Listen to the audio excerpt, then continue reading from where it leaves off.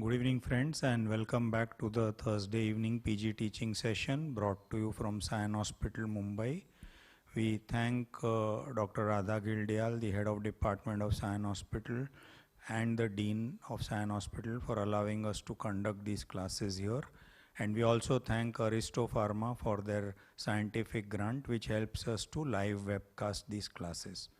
Today again we have two cases for discussion. The first one is being presented by Dr. Namrata from Hinduja Hospital, Mumbai.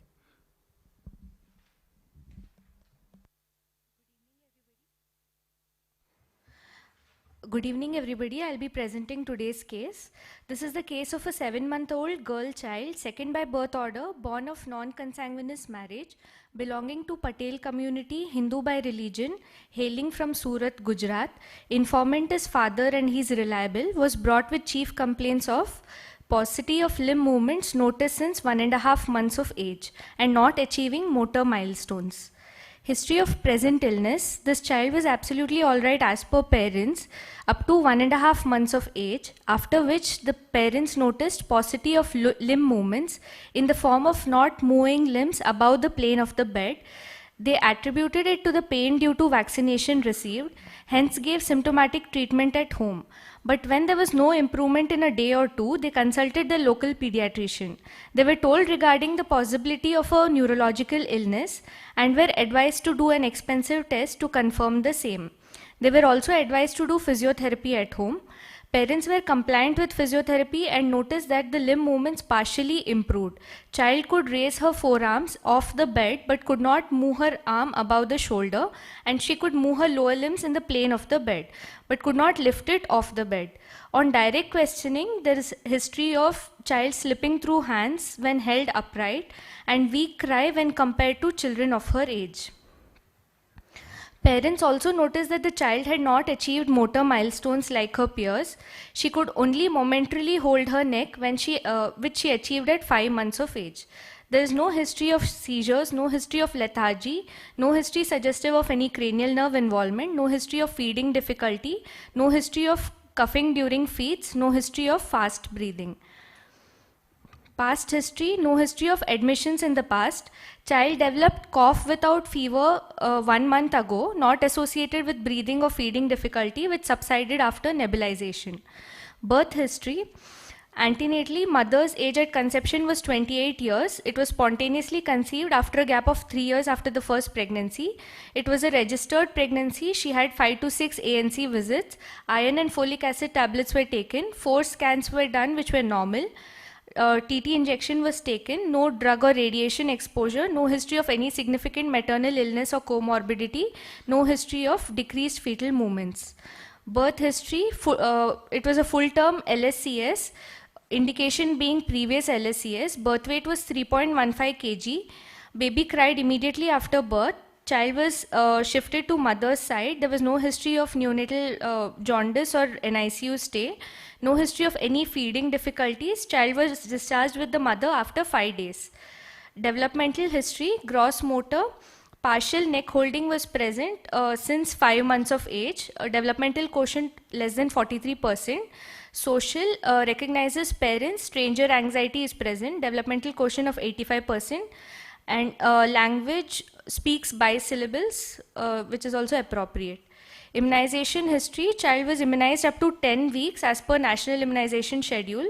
Dietary history, child was exclusively breastfed up to 6.5 months. Child has been started on complementary feed since 15 days. Child receives breast milk at least 7 to 8 times per day and 1 to 2 teaspoons of mashed khichdi twice a day. Family history, the child has an elder sibling, 3-year-old, who's active and healthy. Socioeconomic history, they belong to upper middle class as per modified Kupuswamy classification.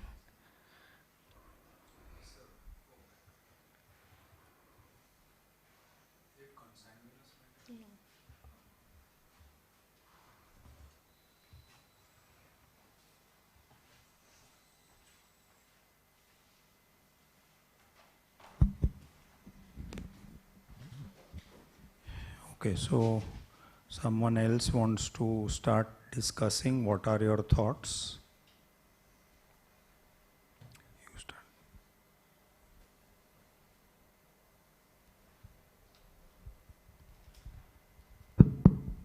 other milestones are affected. No, let's start with the chief complaint. Chief complaint is at 1.5 months of age, paucity of limb movements noticed.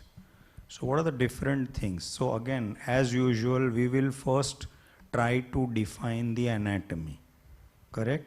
So what could be the various reasons at this age for which there could be paucity of limb movements? Muscular dystrophy, for which we could assess whether it's proximal or distal. Okay, so one is muscle disease. We'll come to details later. Then neurological. So nerve disease or anterior horn cell disease. Then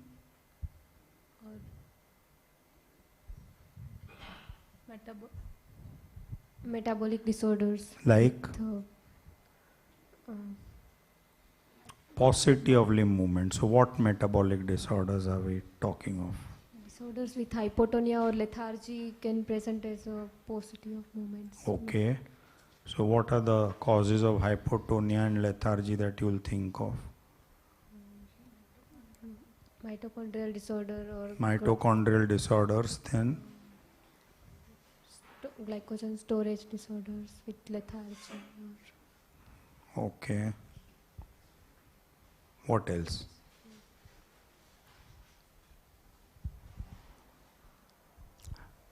What else? Lethargy, what else you want to think of? Any deficiency? Hypothyroidism. Okay, hypothyroidism. Then, what is pseudoparalysis? Scurvy or Syphilis or syphilis. congenital syphilis. Okay. So now you rule out one by one each one of these. Pick up any one and rule it out. So then we'll come to what is the anatomy. And then we will talk about pathology and etiology. So if it is pseudoparalysis, where is the anatomy? Local, yeah, but in the limb where? The bone, subperiosteum. Bone and periosteum. So is it possible here? That would be painful. So Very good. So painful, so the baby would be crying and irritable all the time. So ruled out. Then what about your causes of lethargy, mitochondrial or hypothyroid?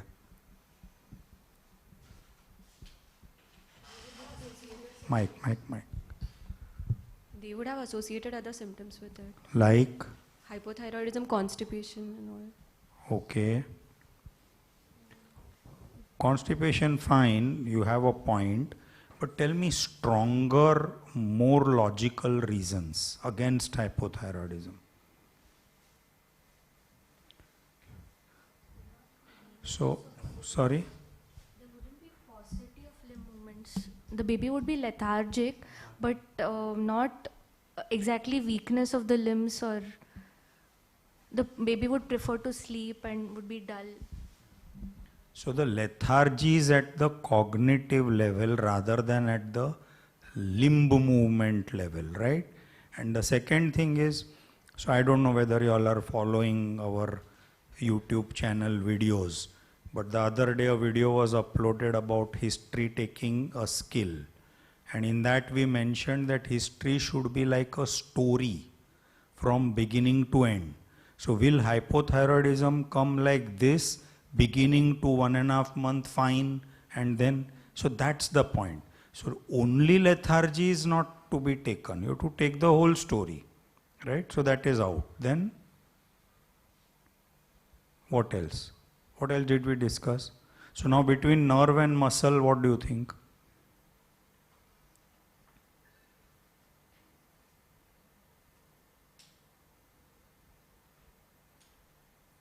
I think it's difficult to decide at the moment, though whatever muscle diseases come at this age are often congenital, so they come right at birth, whereas the nerve diseases have a variable time of presentation from birth to later, but it's possible.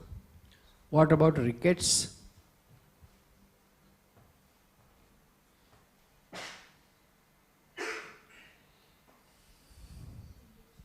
Think and answer. Don't just reactionary answer.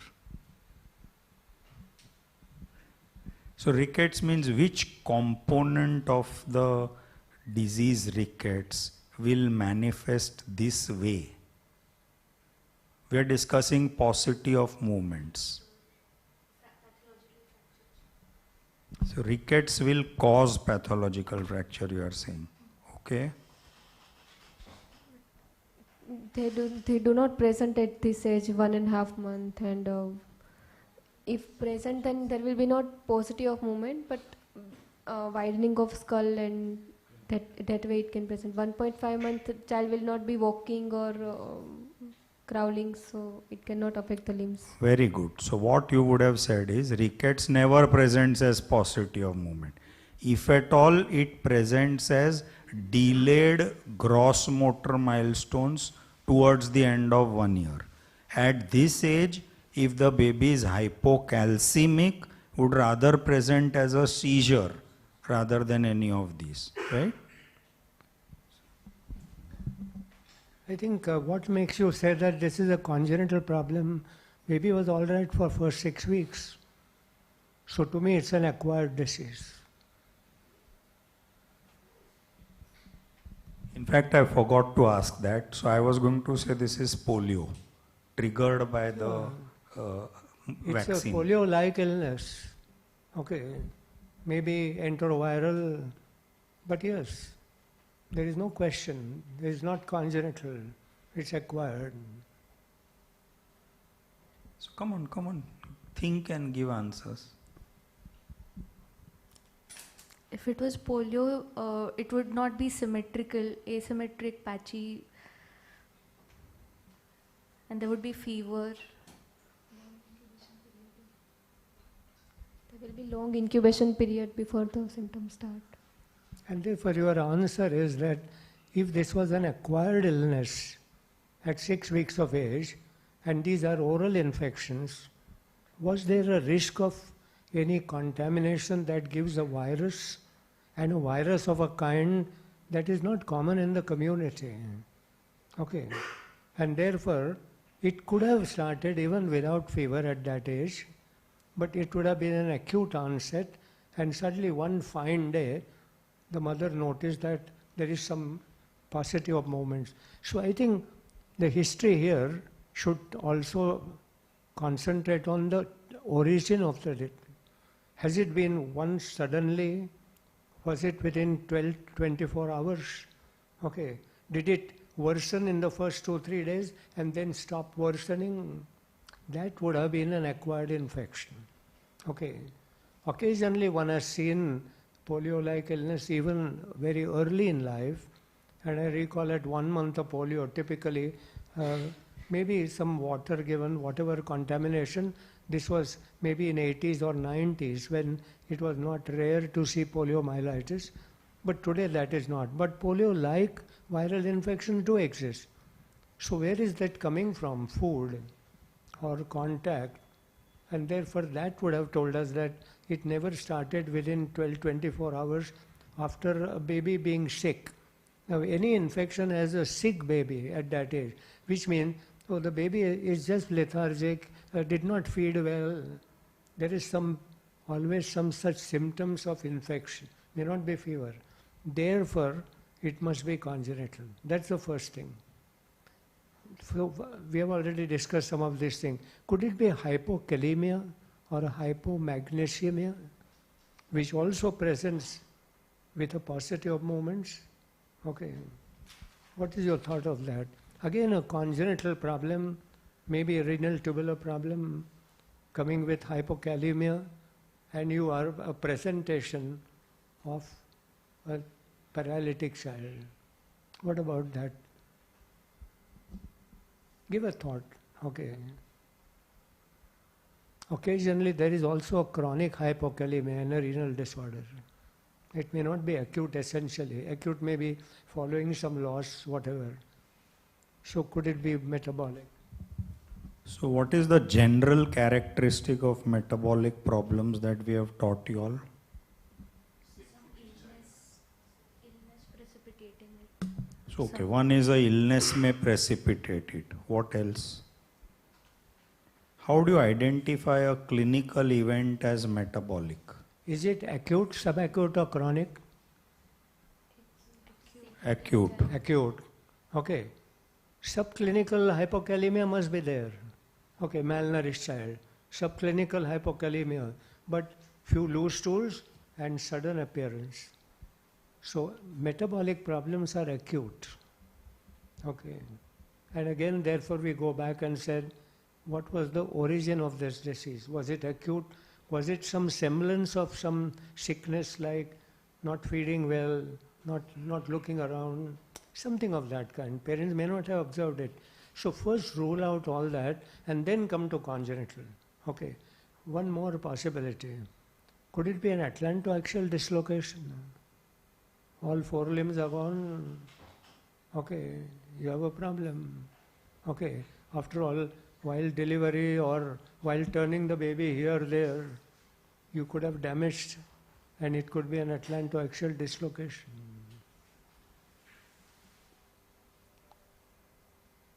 How do you rule that out? We are just trying to push more and more etiologies. Okay, you all know what the problem is. But it's nice to go through systematically all possible things. So what about atlantoaxial dislocation? For example, a child of Down syndrome who is severely hypertonic may develop an atlantoaxial dislocation. Okay. So this could be one of those syndromic hypertonic babies who develop while delivering, etc.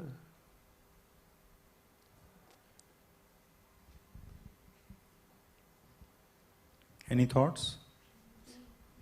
Respiratory involvement, like high,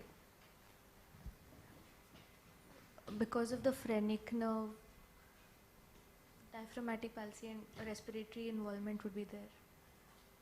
Any other points? Difficult labor or difficult delivery. No, but when did the atlantoaxial dislocation occur in this story? At 1.5 months, no? Can't be difficult labor and delivery at that time. Therefore, there is no trauma at 6 weeks. There could have been a trauma at birth. So this is not a traumatic condition. Okay.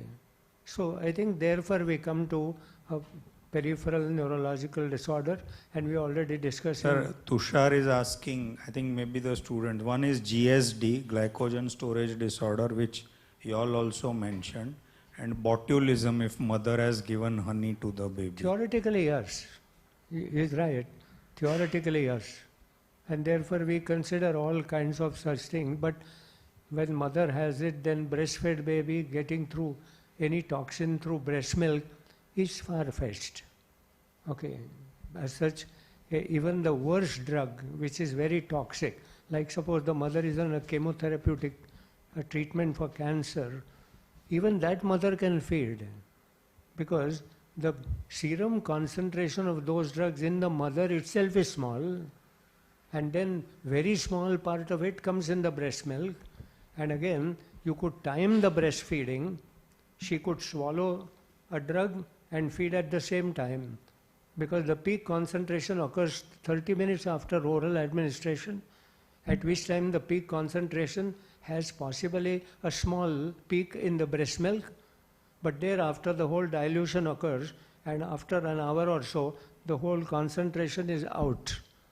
Therefore one could time the breastfeeding even in a mother who is taking some toxins. But yes, that is also one possibility, just to complete all the causes, right? Yeah.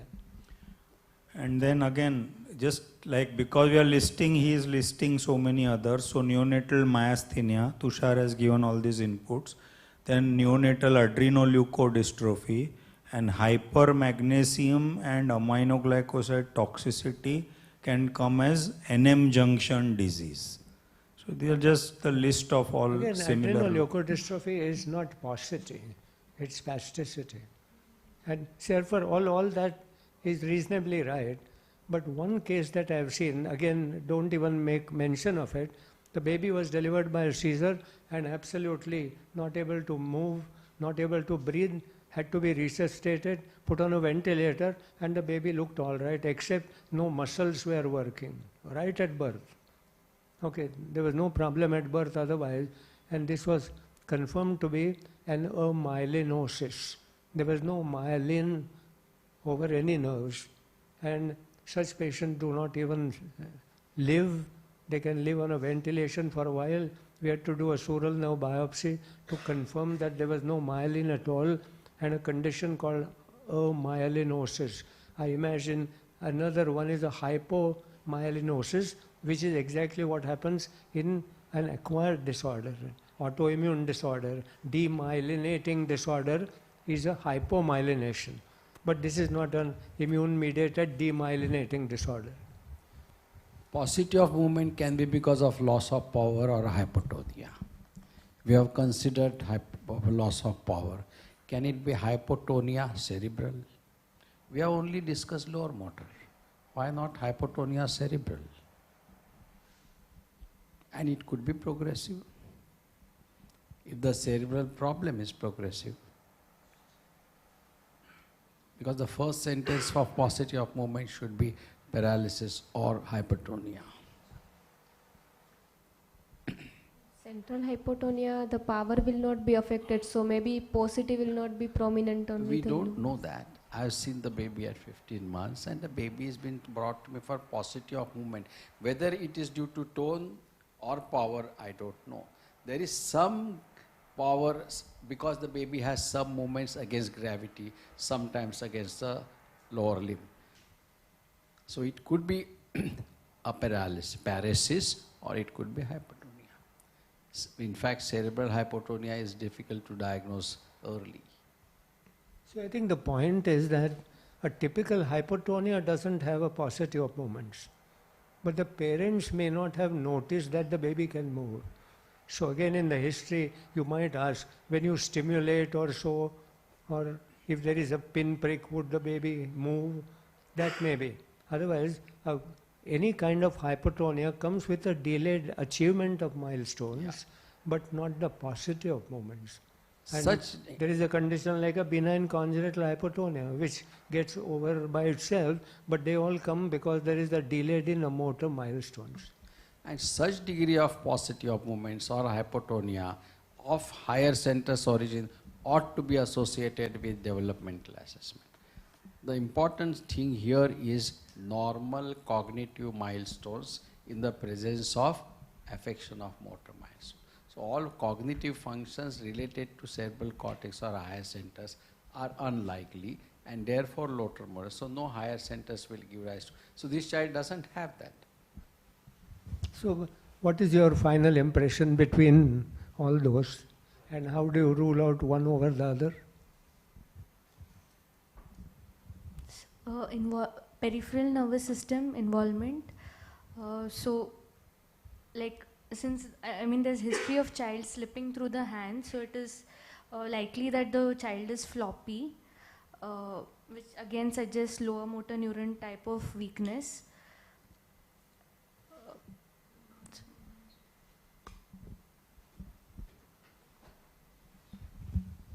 Yeah, so lower motor neuron, you've convinced us. Now, within the lower motor neuron, would you like to debate between the various components like anterior horn cell, nerve root, NM junction, peripheral nerve, muscle?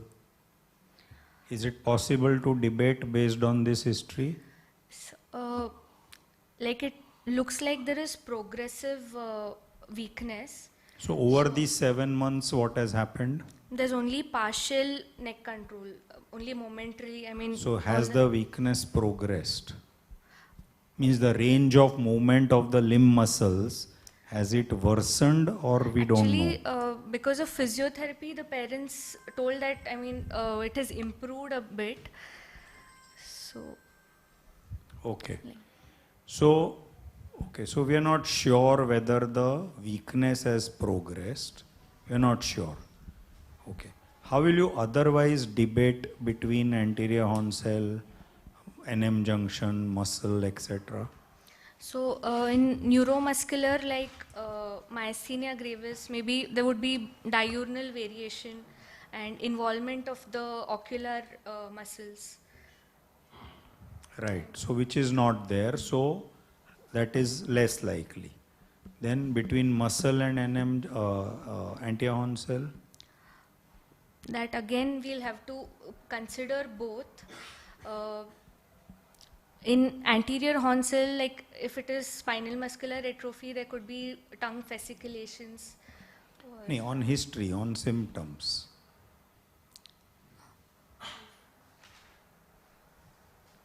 So it's difficult at this stage, but what would you would say is that if there is clear history of progression, then it favors the anterior horn cell disease.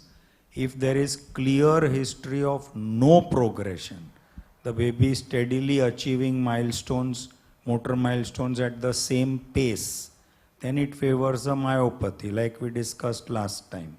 And otherwise we'll differentiate on examination. Yes. In an older child, there will be differences of proximal versus distal, which may not be easy in this infant, right?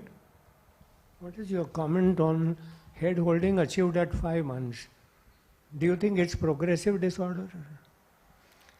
Or it suggests that it must have been static? What's your comment on that?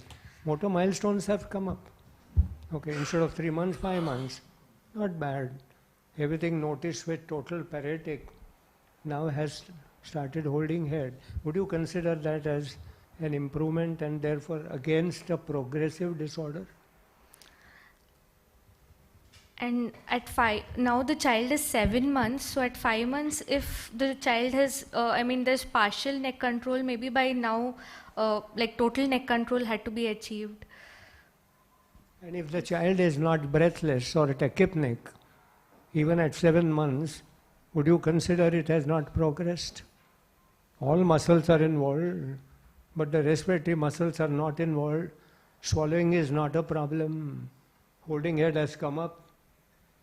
3 reasons why I might pitch in for maybe very slowly progressive or static, but certainly not fastly progressive. And an SMA which has started right at 6 weeks is near SMA 0 and would have just progressed in no time. Even an SMA 1 at that age progresses. By the end of 1 year, they are no more. Okay, go on. The 7-month girl child, second by birth order, born of non-consanguineous marriage, partially immunized, brought with chronic progressive flaccid weakness of all 4 limbs with weak cry, probably due to neuromuscular weakness with isolated motor delay, suggests involvement of the peripheral nervous system to rule out SMA type 1 or congenital myopathy. On examination, vitals, heart rate was 130 per minute, respiratory rate 30 per minute, temperature was 98.6 Fahrenheit, all peripheral and central pulses were well felt, good volume, CRT less than 3 seconds, blood pressure 90 by 60 millimeter of mercury, measured in the right upper limb, SpO2 of 98% on room air, no pallor, icterus, cyanosis, clubbing, lymphadenopathy. Anthropometry weight was 9.2 kg, which was at the 97th centile, length 70 centimeter at the 90th centile, mid upper arm circumference 13 centimeter, head circumference 44 centimeter, between 50th to 85th centile, weight for length 85th to 97th centile. Okay, wait. What is the meaning of this anthropometry? Height is affected.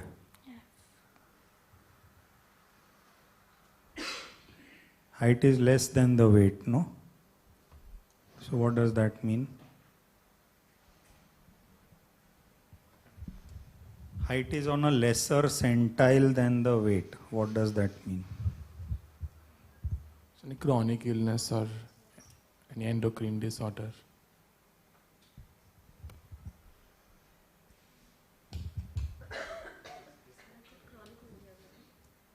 It is not affected. It is not affected only. So it is not affected only, no. So within -2 to +2 standard deviations, anything can be anywhere, it is all normal. When it is affected, then you say which is more affected or less affected. So neither the height is affected nor the weight is affected, so you don't bring in chronic illness. One is 90th centile and one is 97th centile. Yeah. Okay. So that is there. Now incidentally, if you found someone whose height is not on this, but someone whose height is short and weight is good, then what will you think of? Endocrine causes or skeletal dysplasias, right? And these are the only one or two subgroups where weight for height will be plus, it will not be minus, because their height is short. Okay? Genetic also may play a role. Okay. Today only I saw baby well nourished. Yeah, but genetic. yeah, 66 centimeters at 9 months. Otherwise normal baby. Both the parents are very short, grandparents are very short. So though we say nutrition in the first year of life, genetic does have a role to play right from the beginning. Head to toe examination. Child was examined in supine position under adequate light and exposure. Child appears hypotonic and has assumed frog leg posture. IV cannula is present on the right hand and left foot. Chest leads are present. No dysmorphism. Hair, eyes, ears, nose, mouth, chest, abdomen normal. Back normal. Mongolian spot present in the lumbosacral region. Genitals normal. Contracture present at the ankle joint to be confirmed on palpation.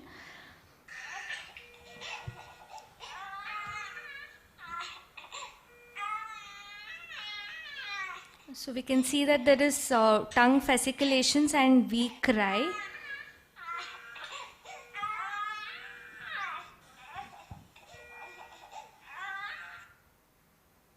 CNS examination, higher mental functions. Child is conscious, alert, interested in the surroundings, recognizes parents, stranger anxiety present. Cranial nerve examination, one could not be tested. Second cranial nerve, child is fixing and following objects.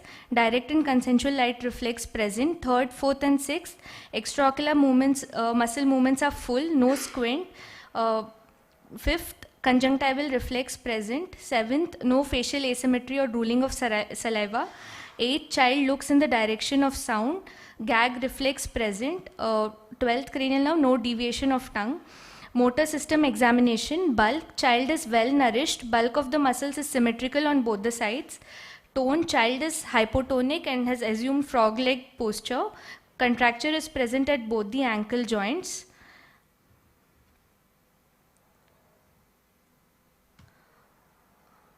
So on pull to sit, we can see that there is complete head lag. On ventral suspension, the child is slipping through the hands.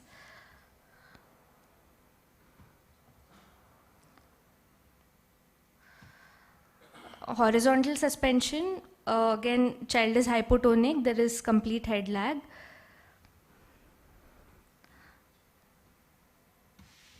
Prone position, the child is not lifting the head above the plane. Child is hypotonic. Power, upper limb, elbow flexors, 3/5 on both the sides. Lower limb, hip adductors and abductors, 2/5 on both the sides. Reflexes, all DTRs are absent. Plantar, bilateral flexor. Sensory system could not be examined. No cerebellar signs or signs of meningeal irritation. Skull and spine normal. Respiratory system, bilateral air entry equal. Bilateral conducting sounds present. V is present in the right inframammary region. CVS per abdomen normal.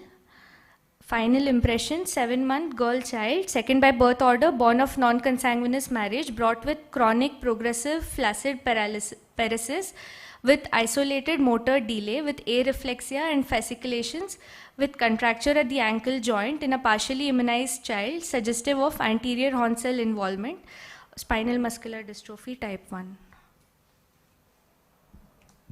Why sensory system could not be tested? Like not That's important for me.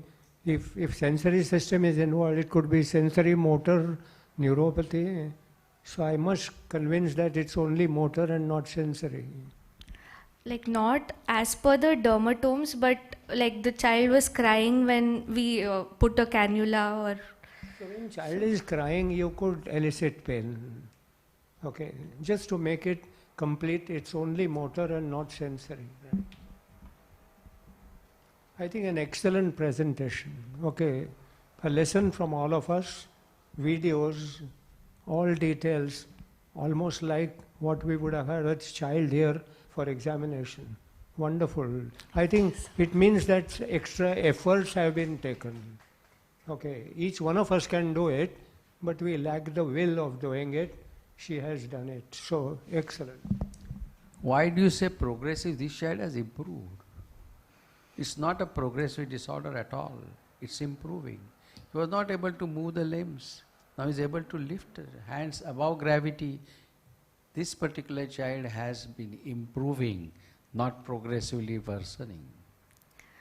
So they told that there's partial head control, but when we tested, It's okay.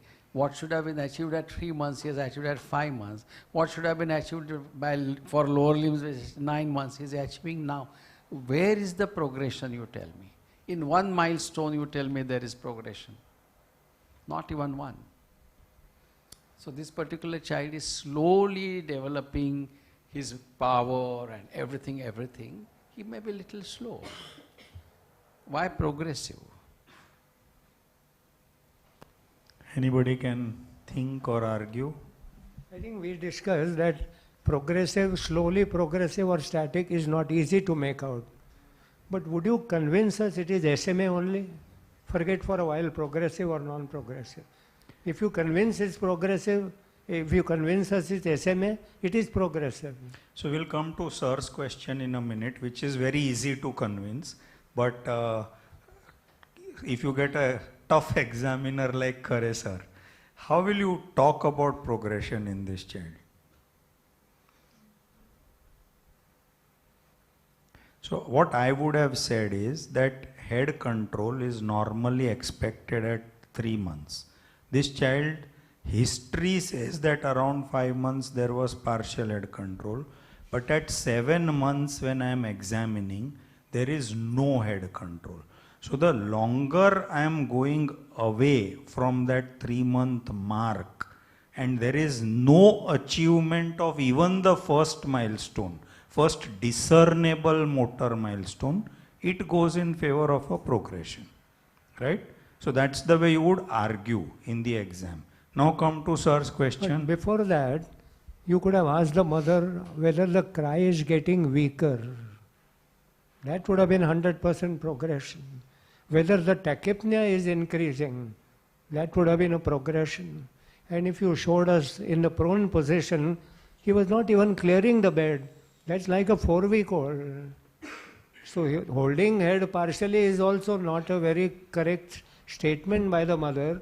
His head control is less than 4 weeks. Yeah, and that less than 4 weeks, if you were to take it as the development quotient, then that quotient is worsening with time, no? So that is your mark of progression. Good. Right? In fact, just to add on a similar thing, in a rheumatoid arthritis, when small joints are involved, how do you know it's progressive? You ask them to every time see whether they could inflate the blood pressure column. And if there is a progressive weakness, then they cannot inflate to an extent that they did last month. So even the rheumatologists use such kind of exercises to decide whether it's progressive or not. 2 points. If you look at the X-ray, the picture of ventral suspension, the child was put in not ventral suspension, horizontal suspension. You found the upper limbs absolutely dangling like this. No flexion whatsoever. Now, in a hypotonic baby or a floppy infant, one of the criteria is to distinguish between a hypotonic but not so weak a baby, while weak but not so, is slight flexion. In a hypotonic baby who is not weak, there will be some slight flexion of both upper limbs and lower limbs when the baby is in the horizontal position. But this high upper limb are absolutely down. So this is hypotonic weak baby. That means power is affected, number one. And number two, you showed beautifully the fasciculations. You are rather lucky to see the fasciculations. Not every time you are seen, but there is something which is akin to fasciculation. And what is that?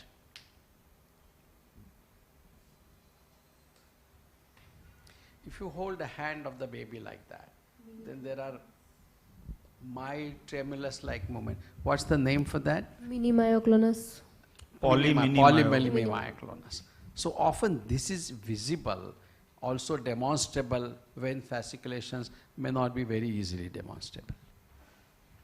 So now answer sir's question. What stamps this as SMA? Chalo.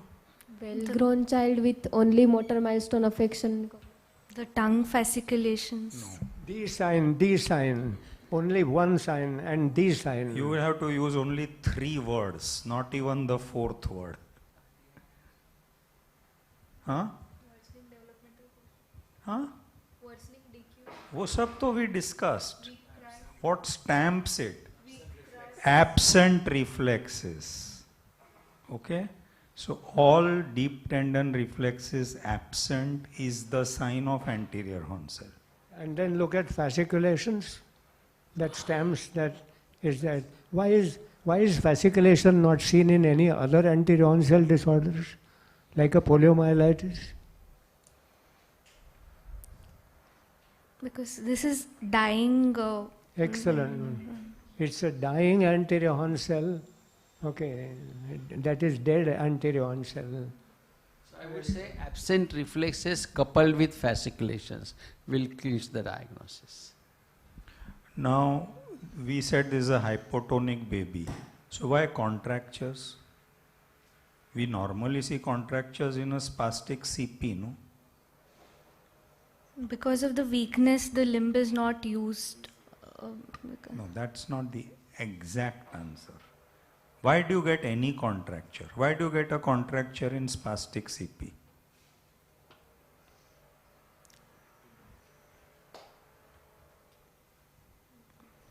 There is one basic requirement to develop a contracture. What is that basic requirement? Immobility nahi, imbalance or inequality in the power of the progonist and the antagonist muscles. There has to be some difference in the power. So even in spastic CP, your gravity and anti-gravity muscles are affected differently in terms of tone and all. Similarly here, though hypotonic, but power is affected. So when the power is affected differentially, you will get a contracture. Right? Okay. Just while we are discussing contractures, when a spastic child develops a contracture, it could benefit him to achieve a milestone. Okay, for a while. So some semblance of improvement may not really mean a real improvement because of the one group of muscles overworking the other. There is a contracture, and if that contracture could be put to benefit, you could even lift yourself because you have a contraction. So such semblance of movements which are little better could be also due to contractures, and you still need to treat those contractures. We were discussing height affected but weight okay. So Tushar has added 2 things. One is edema and one is treatment of SAM. So he says weight will come up first but height will remain stunted. So these are 2 additional conditions of that situation, right? Okay, yeah. Also tells us 2 things, that breastfeeding is adequate, number 1, the sucking is not affected, number 2, and absence of physical activity. This child has limited expenditure of calories, and therefore there is always a positive caloric gain in this particular child. Therefore, there is little tendency to gain in weight as compared to child who is seen all the while active, because there is continuous caloric expenditure. Here there is minimum caloric expenditure. Just try the last thing, counseling. And also, since you are doing it at Hinduja, give us a 5-minute talk on the latest treatment of SMA. Because we read and forget, So give us. So gene therapy is done. Zolgensma, it's like, it's also known as onasemno gene abeparvovec.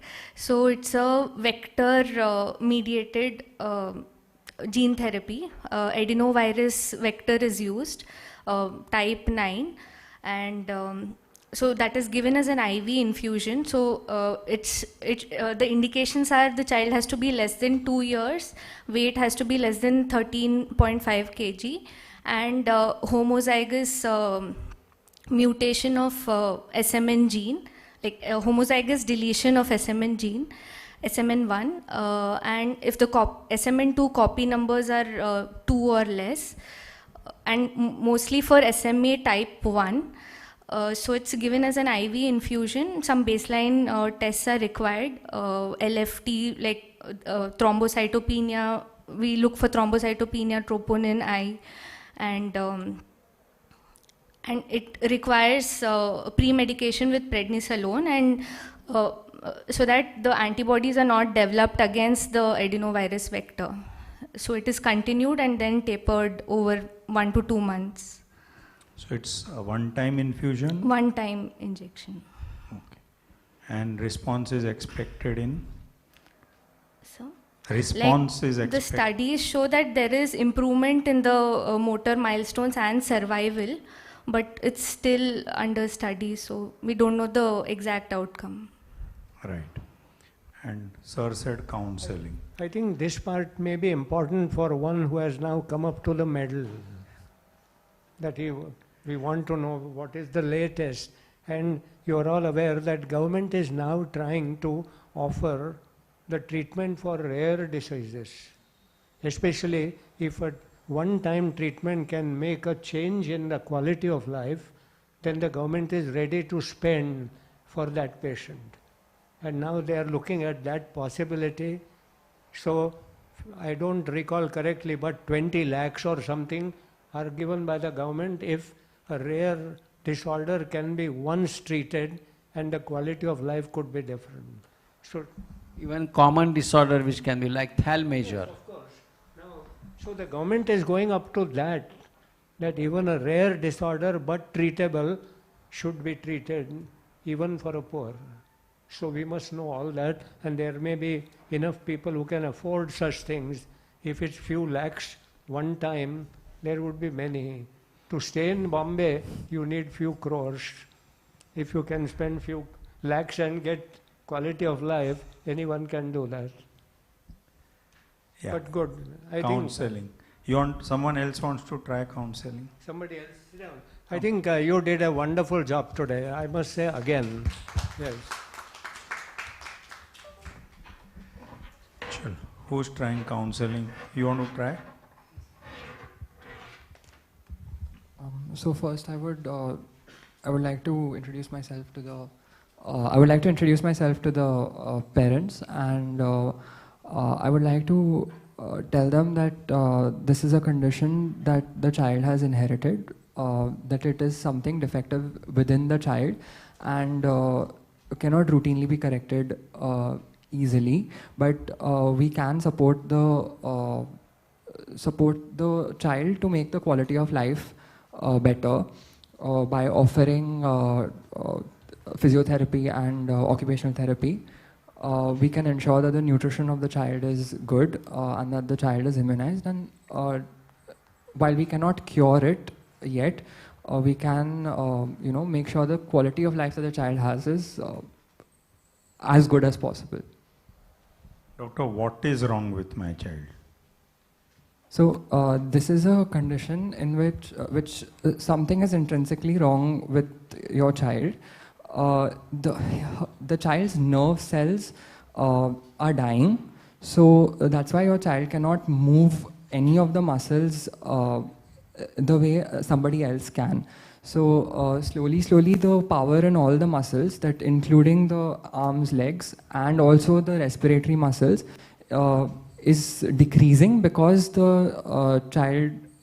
because the nerves that are supplying those muscles are dying. And doctor, why did this happen? Whose fault is it? It's nobody's fault. Sometimes these things just happen, and there's nothing we can do about it except accept that this has happened to my child and provide the best possible support that we can. I think good. He is yet to join the first post for pediatrics. Okay, and he comes here regularly and participates. Excellent. I think the whole idea is that when you have a bad prognosis in general, you need to be very careful in counseling. You need not upfront say it is something bad. You need not upfront say there is nothing that can be helped. But you could just give a small feel that it's not going to be so easy. And therefore all that you would say is that the muscles are not moving, and muscles don't move because either the muscles are at fault, or the nerves which supply the muscles are at fault, or the part of the brain that is called spinal cord is at fault. And in your child, a part of the spinal cord which controls the muscle movements seems to be not functioning well. This is, the nature has made this child in such a way that this is a defect for which nobody is at fault.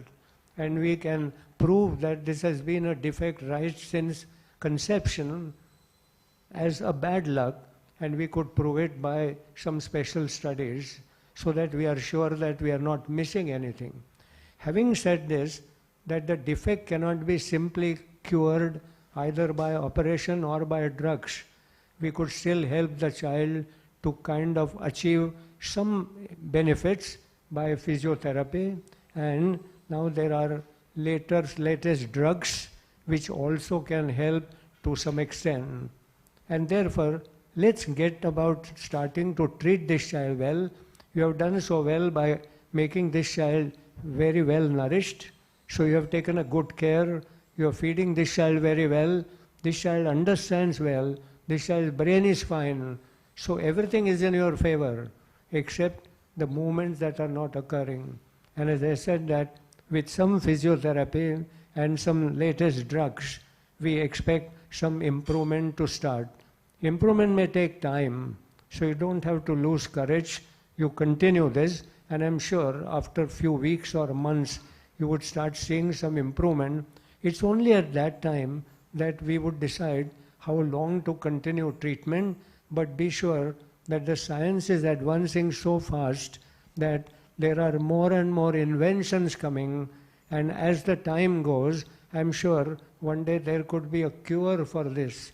Let's hope for the best and let's start treatment. And this is true. When insulin was invented, a day before that, every physician in the world said nothing can be done for diabetes, till one day suddenly insulin arrived and you could control hyperglycemia. Give them the hopes. After all, you all are studying with a hope to pass D&B. Therefore, of course, you are sure of passing, but it's still a hope. Okay, you never know which examiner, you never know bad luck, so there is a hope. And of course, hope is, in your case, strongly supported by your efforts. So it's not only hope. You are hoping for the best because you have put a lot of efforts, but still it is a hope. You never know, kind of. Same thing must be done, right? Yes, but good. I think you have done a good way. Okay, good. So now we move on to the second case for today, which is being presented by Dr. Neha from Sion Hospital. Good evening, everyone. My name is Dr. Neha Ghorpade, and I'm presenting the short case for today. My patient is a 1-year-old girl, third by birth order, born of second-degree consanguineous marriage, resident of and hailing from Parbhani, Hindu by religion, Maratha Kunbi by community, brought by and informed by mother being reliable, with the complaints of fever on and off since 2 months, abdominal distension since 2 months, and paleness of the body since 1 month. I think we will discuss only with this. Okay. Okay, and then ask her to present whether our guesswork was how wrong or how near right.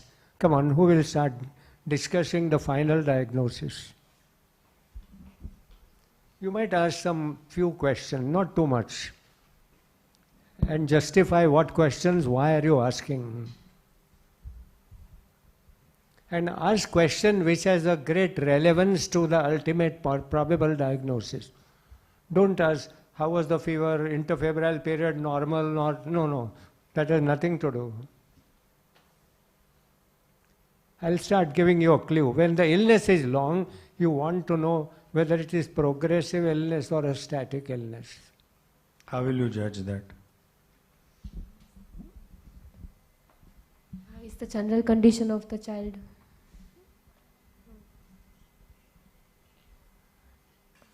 Nutrition wise and other well-being.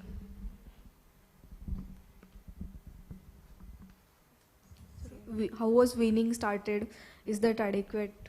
Because it can be nutritional cause also. In other words, you would have asked for appetite, weight, activity, happiness, sickness, etc. So just tell us that. So the child is active.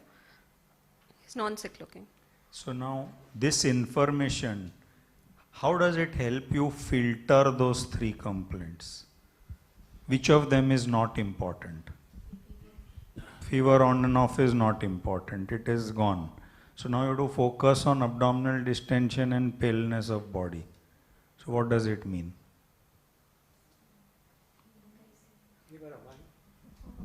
So hemolytic anemias. Slow. What is Zoom. abdominal?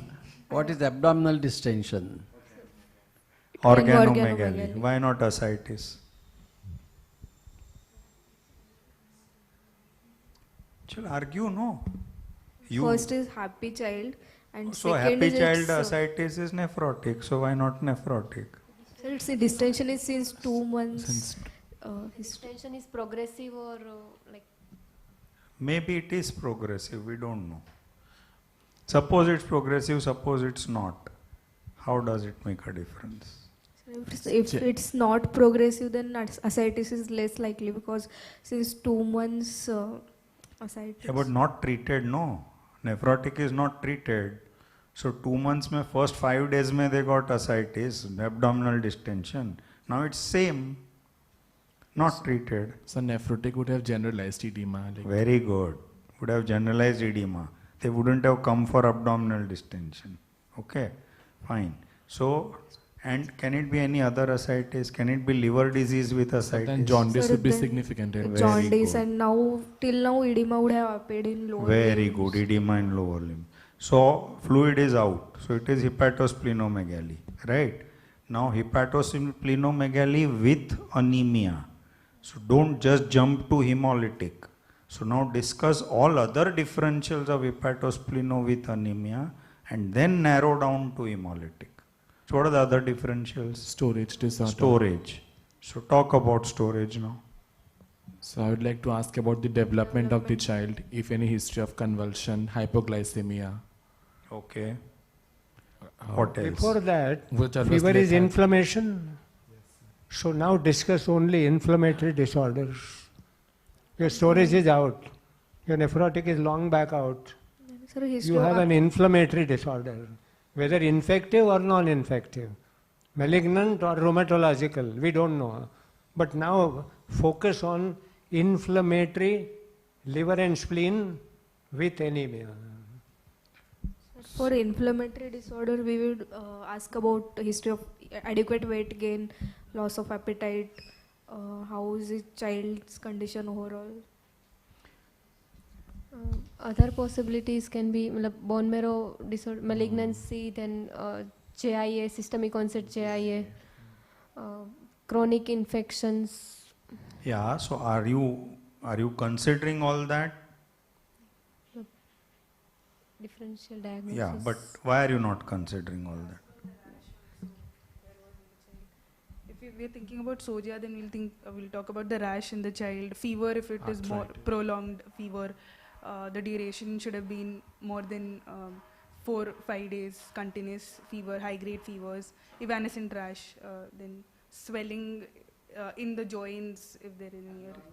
But abdominal distension shouldn't happen. I think we asked the first question how the child is. The next question is how severe is the pallor? If pallor is severe, it's hematological disorder. If pallor is not severe, is likely non-hematological disorder. What was the pallor like? Severe or not severe? It was severe pallor requiring transfusion. And also, you all said that appetite and how is the child, well child, and she said well child and appetite is good. So that strongly goes against inflammatory disorders, right? So that is one way in which you can anticipate that details of this fever history, you will get that fever is not a very prominent part of the history, yes. Right? Let's see that.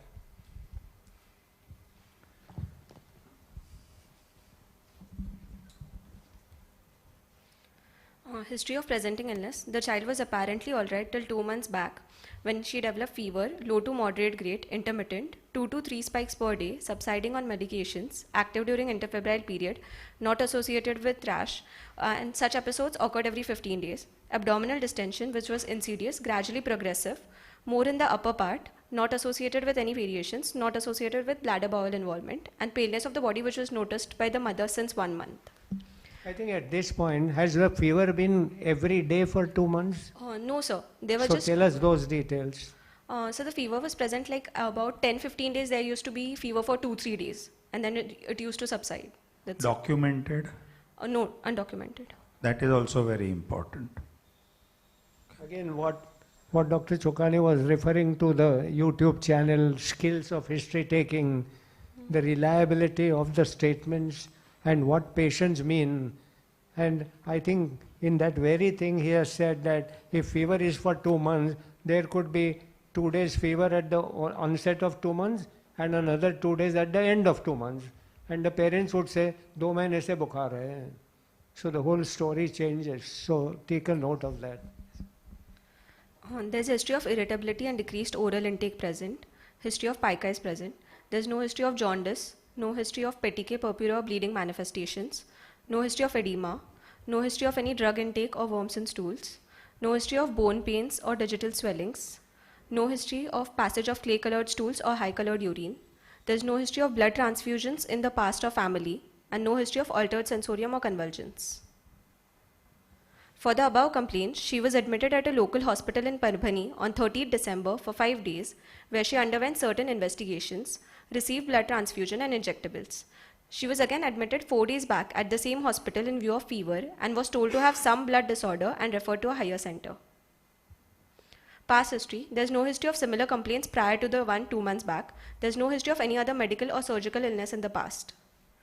Antenatal history. It was a spontaneous conception registered at 1 month. 2 doses of injection TT were taken. Supplements were taken. 3 ANC scans were done, told to be normal. Mother was told to have low hemoglobin at 8th month of gestation, for which she took some tablets for 5 days and dietary modification was done. However, no transfusion was given. Birth history. The child is a late preterm. LSCS was done in view of breech. Baby cried immediately after birth. Birth weight was 2.5 kgs. No history of any NICU stay. No history of neonatal jaundice. Discharged on day of life 5. Birth vaccine was given and breastfeeding was started after 20 minutes. Immunized till 1.5 months of age. Dietary history. The child was exclusively breastfed till 6 months of age, then started on complementary feeding with rice kanji and dal water, which is currently also given 2 to 3 times only per day. The child is predominantly breastfed 8 to 10 times per day. There's no fruits or vegetable intake. The calorie deficit is 520 kilocalories and protein deficit is 10 gram.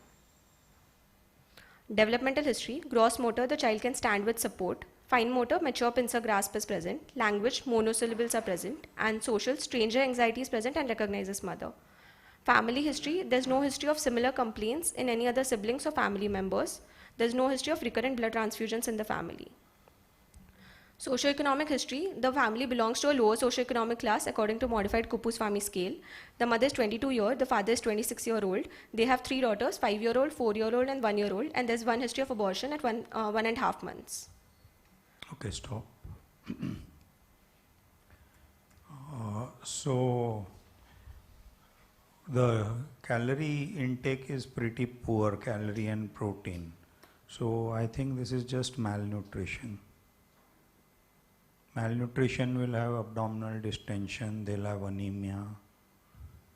Abdominal distension due to a weak muscle. So on history, can you argue for or against?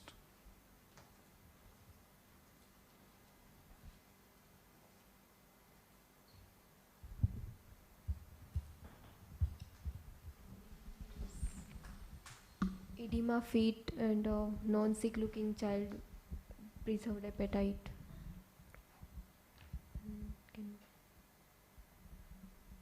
I think in every symptom, origin, duration, progress. This abdominal distension, origin slowly coming up. Progress over 2 months. Okay. Enlarging. If that is so, it's not only the malnutrition, hypotonia, etc. So what is is it the waxing and waning? Yeah. It could be constipation, it could be hypotonia. Okay.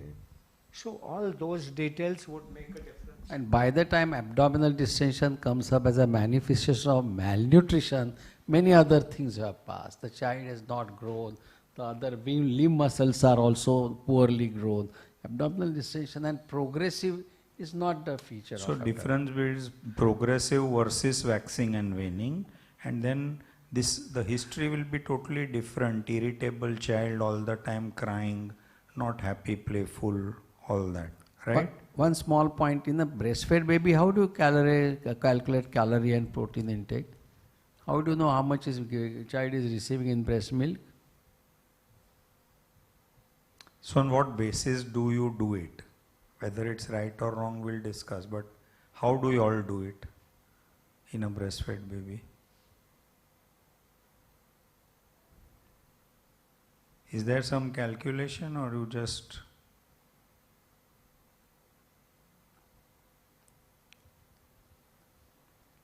What should the calculation be? Sir? Yeah, there are limitations because you don't know how much is. We'll first see what is definite, and we can calculate the semi-solids and solids which the child is receiving. Now, saying that 3 to 4 times a day is not adequate. दो चम्मच 4 बार खाता है तो what meaning has it got? Okay, katori 4 बार खाता है तो it has significance. So first, something which is definite, so what the child is taking.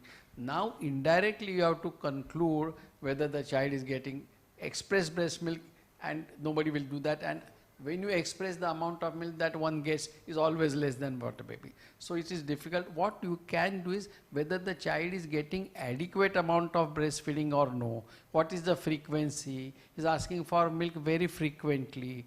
Then you may say that breastfeeding is little inadequate. Initially used to be satisfied, a happy baby used to feed every 2 to 3 hours. Now is asking for feed more frequently, ask for feed little more irritable. So you can just say that the breast milk is likely to be inadequate, but whether it is less than 20%, 30% or how many calories is not going to be easy to say. So you can say the child is breastfed, calorie intake cannot be judged very accurately, but from the feeding history, I feel the breast milk is falling short or falling grossly short. And in addition, calorie intake is coming to about 200, 300 cc's, etc. I think in analysis, we all learnt in our first clinical term, when there are multiple symptoms, ask what is the chief complaint. Is this fever a chief complaint? If not, ignore it in your discussion and take only abdominal distension and pallor. Then ask further which one of this has come first, which has come later. Okay. And I think that would possibly give us a diagnosis even on this history, right? So now one of you try and summarize the history and give some possible differentials. She knows the case. Sagar, you want to try? Sir, 1-year-old boy, birth and developmentally normal, immunized till date, presented with the complaint of abdominal distension and paleness, noticed since 2 months. with faulty feeding, probably a case of. So you said abdominal distension. Now you have to use adjectives to that. Now we have discussed.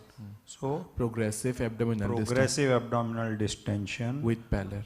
Which suggests, what does that suggest? Organomegaly. Fine, full stop. Then pallor. What adjective did we use to pallor?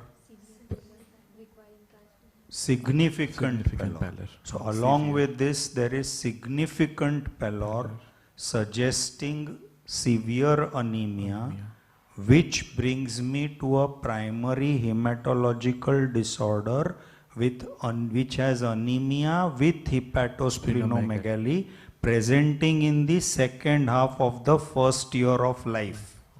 Okay. So now anemia with hepatosplenomegaly is which two categories? There are 4 categories of anemia. What are they? Physiologically or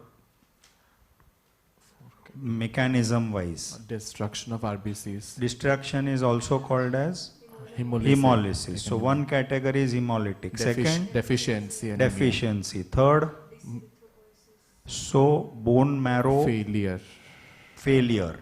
And fourth, bone marrow mein one more, infiltration of the bone marrow, leukemia.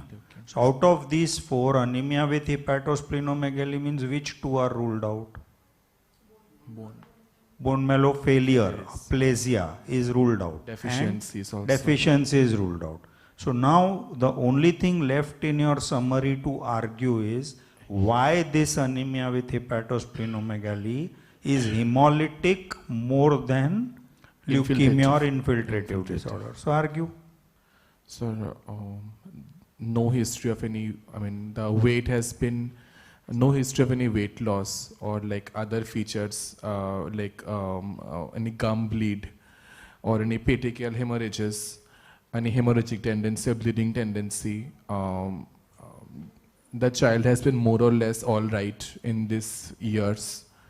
So that's why this is not of any infiltrative origin. It's more of a hemolytic. Okay.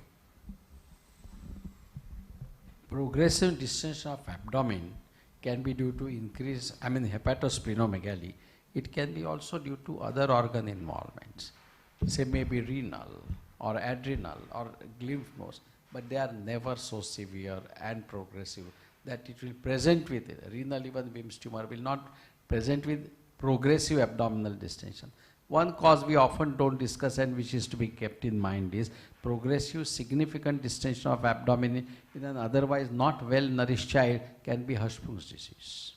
And Hirschsprung disease can present in various ways, including initially strong manifestation, later on progressively showing constipation. So we may ask the history of constipation significantly from that, although hepatosplenomegaly may be more, but that is one cause of progressive distension that we'll keep in mind.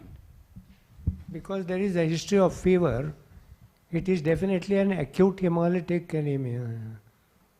Congenital hemolytic anemias don't have fever. So they are all out. You have a story of fever, whatever type of fever, but there is fever. No congenital hemolytic anemia comes with fever like that. So it has to be an acquired autoimmune hemolytic process. It could be autoimmune or it could be infection-induced immune.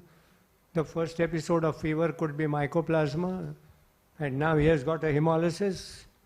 So acquired post-infective or autoimmune, but not congenital.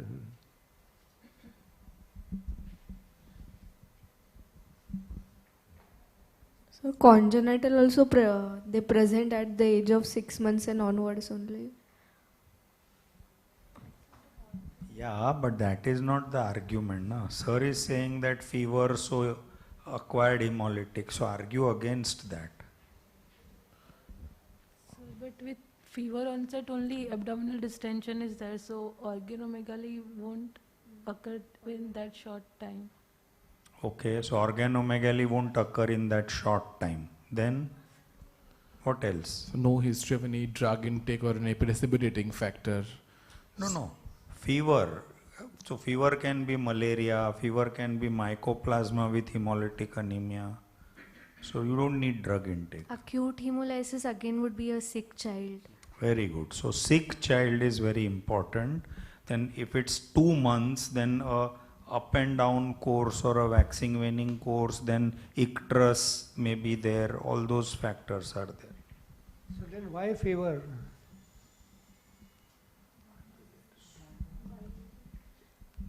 It's a 1 year child can get many viral infections. So fever in this child by detailed history is coincidental, but not easy to get out.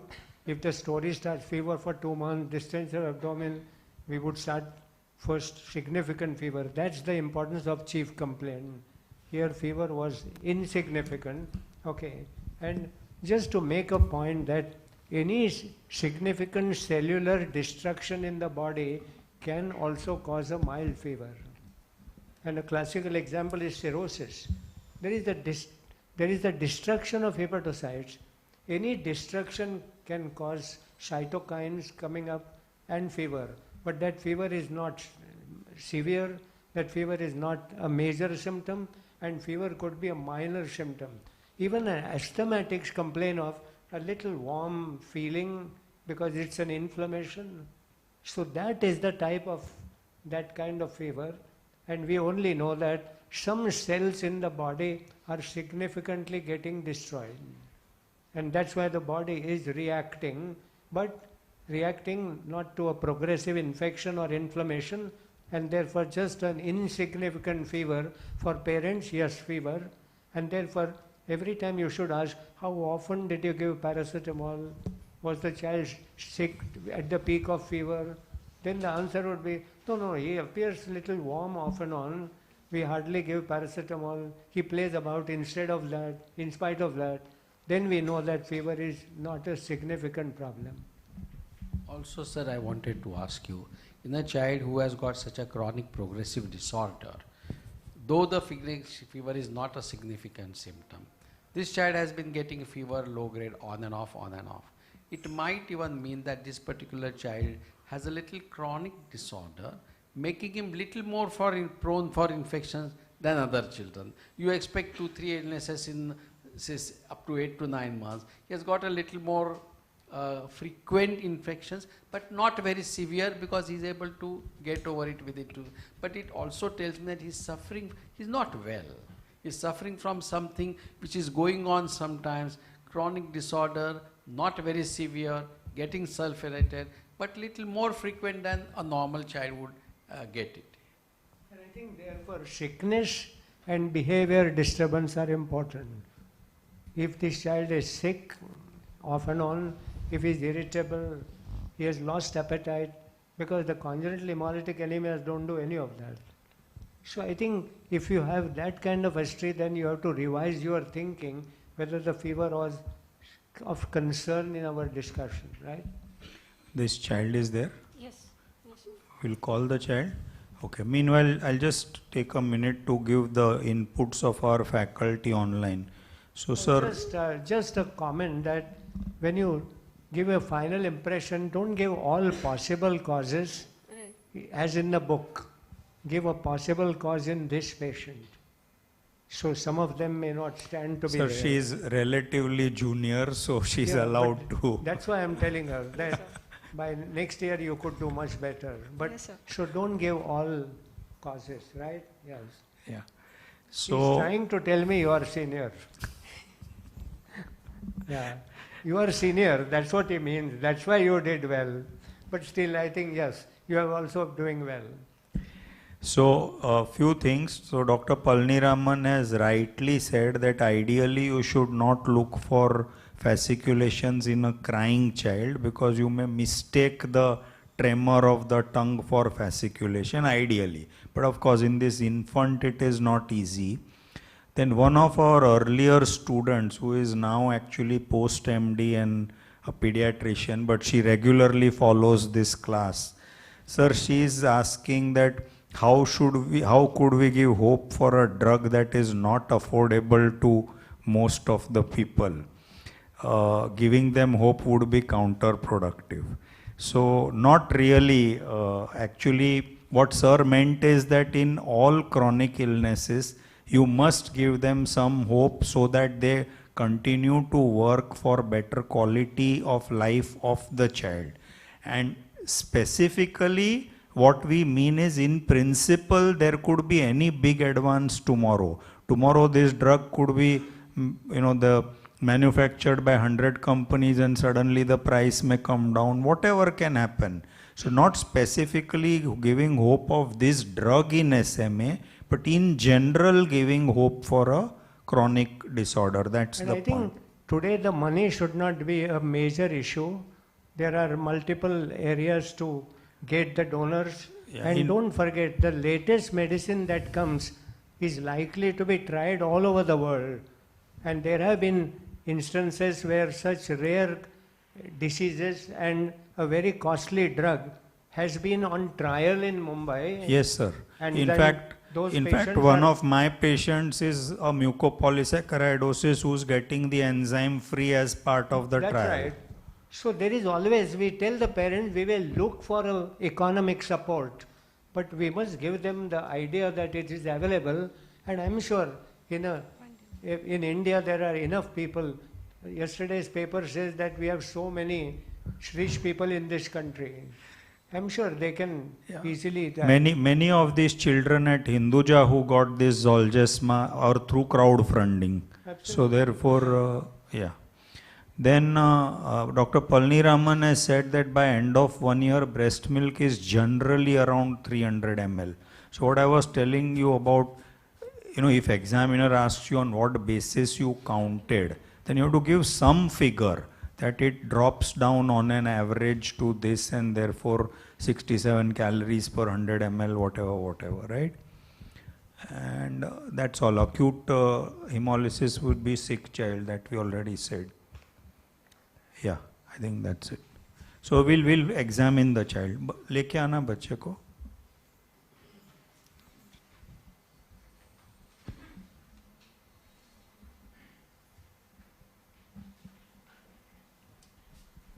One small point about the fasciculation, not applicable in this small child.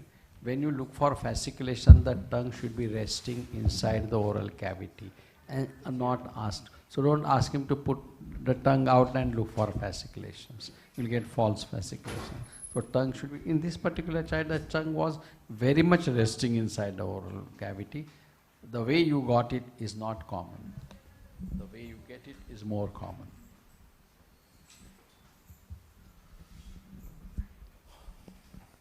Chalo, who's coming?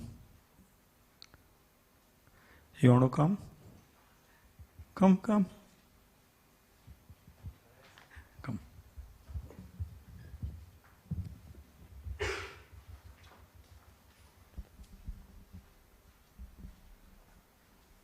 Happy child? This is a alert, happy-looking child.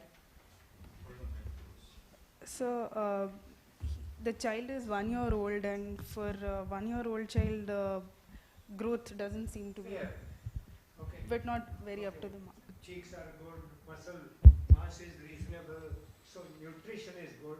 Happy child. Okay, developmentally normal. Yes, it seems to be. Any abdominal distension from a distance? From a distance, we can see protruding abdomen. From a distance, we can see protruding abdomen. And Bladder circle. We might look at it little closely, but before we disturb, okay. Significant pallor? there is pallor noted, noted pallor on the soles of the. Confused already. Okay, fine. So now just examine the abdomen only, without disturbing the child from here only. Nice.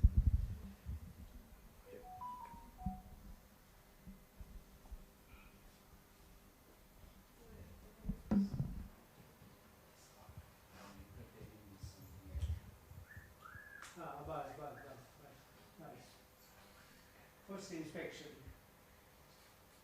Hold the mic close. On inspection. inspection, the abdomen seems to be full from the upper and the lower part seems to be full. There seems to be flank fullness also on both sides. There are visible superficial veins over the skin of abdomen. Seems to be a smiling umbilicus. You want to add anything? Sir, umbilicus is normal in position. It is inverted.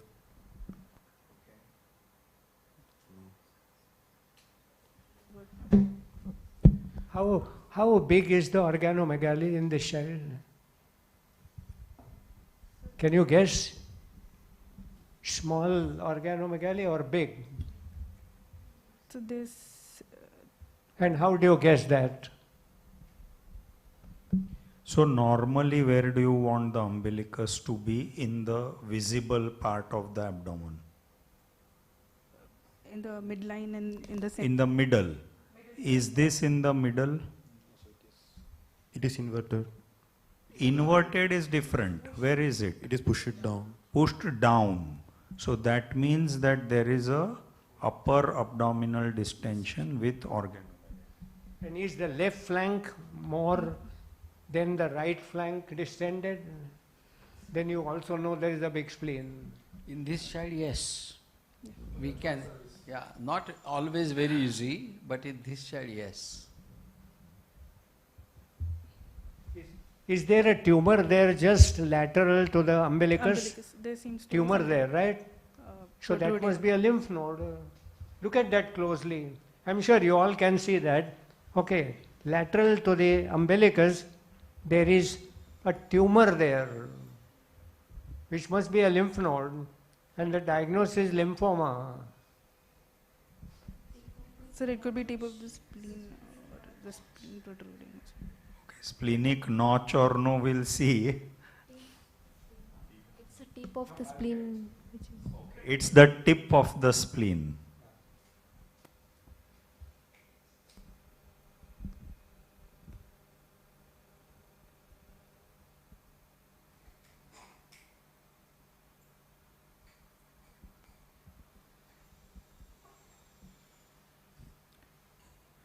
So from next class, whoever is presenting, remember to bring some sweets or something.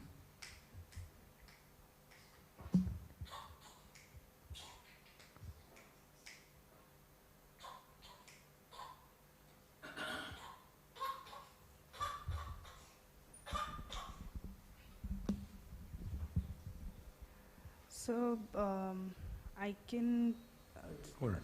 this probable splenic enlargement almost reaching the umbilicus, but I could not palpate the notch or the splenic notch or the.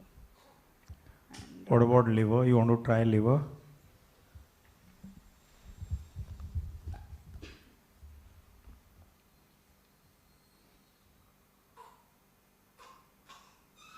See, we know you all are the younger residents. We are just trying to remove your fear of coming forward and examining and presenting so that you get bolder. That's all. So don't worry about making mistakes. Just see. What do you think? Liver's there? Not there? Liver is there, sir. Liver is enlarged. Okay. So liver is also enlarged. Fine. Now, one small point about spleen. It's not that notch which is so important. The finding of I am not able to insinuate a finger between the between the lower border of the costa and the spleen is important, because not very, and a big renal lump can present exactly like that, but you are not able to insinuate the finger. So concentrate on insinuation of finger and also notch. What I was hinting at is that a large splenomegaly comes as a lump in abdomen, and you could see the lump. Okay, whereas a small or moderate splenomegaly may not come like that. So this is the lump in the abdomen on the left side on observation only, and that is where it is. Good. I think by Gyunja, huh? Thank you. Yeah, you. So this question about are the flanks full every time we teach, and so just please again focus here. See, this abdomen is full. If you see like this, so now flanks are full when this part is bulging a lot. Okay, this much here and this much here is bulging extra. Then when you say flanks are full, the purpose of asking flanks are full is there free fluid in the abdomen? A lot of free fluid, right? So now, so much so that we want you to go ulta also after you have examined. Very good, yeah. That's the point. The transverse diameter is more than the AP. So the abdomen is distended transversely, whereas in a lump and all it is distended vertically when in a supine position. So that's the difference you have to try and make out. And I think when the umbilicus is way down there, there is no question of a large okay. In ascites you don't get that, because the fluid is more in the lower part and then in the flanks and then all over. So even a large ascites looks different than this kind of a thing. It looks like a large abdomen, even the flanks look full, but there is the hypotonia also that's making even the flanks look a little, but it is not at horizontal up there, it is almost dome-like, and that is the difference.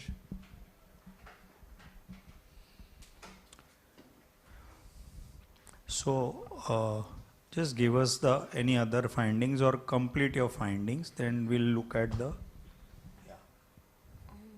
So there was, on examination, the child was active, euthermic, heart rate was 126 per minute, respiratory rate was 28 per minute, saturation was maintained on room air, peripheral and central pulses were well felt, CRT was less than 3 seconds, sugar was maintained, pallor was present, no icterus, cyanosis, clubbing, lymphadenopathy or edema. Anthropometry wise, the weight of the child is 6.35 kg, which falls between -3 to -2 standard deviation.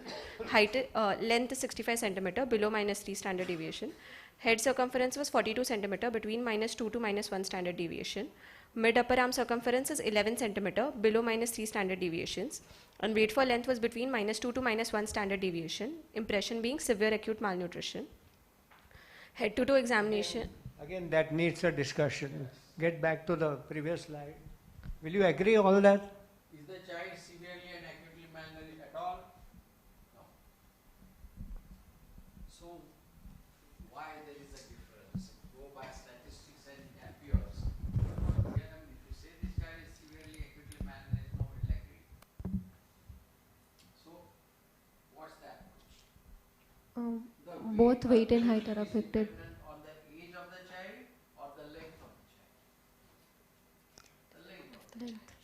Isn't that so? So compare the weight with the length and see whether the weight for length is appropriate or not. Now this particular child's length is 65 centimeters. So that is of about 5.5 to 6 months old child. And the weight is 6.3.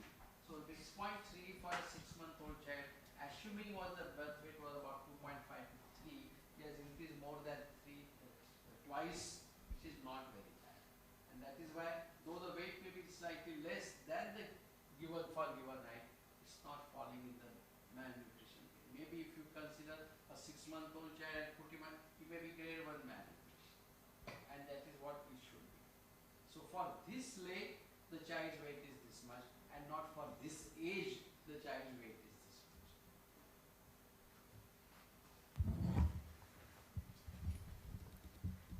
Head to toe examination. The head was normal in shape and size, hair was sparse and thin, no dysmorphic feces present, no oral ulcers or angular stomatitis present. Wrist widening was present, there was no other signs of rickets or other vitamin deficiencies, no bony tenderness or bony deformities present. Systemic examination, abdominal system. On inspection, the abdomen is distended, more in the upper half, visible dilated veins are seen, no scars or sinuses, umbilicus is inverted, pushed down. On palpation, superficial palpation, it is soft, non-tender, no guarding or rigidity. Liver is palpable 6 cm below the right subcostal margin, soft, round margins and smooth surface. Liver span was about 10 centimeters. Spleen palpable 4 cm below the left subcostal margin, firm and smooth. grade 2 splenomegaly, percussion, dull note was present in the upper half, tympanic note over the rest, auscultation, bowel sounds are heard, rest of the systems were within normal limits.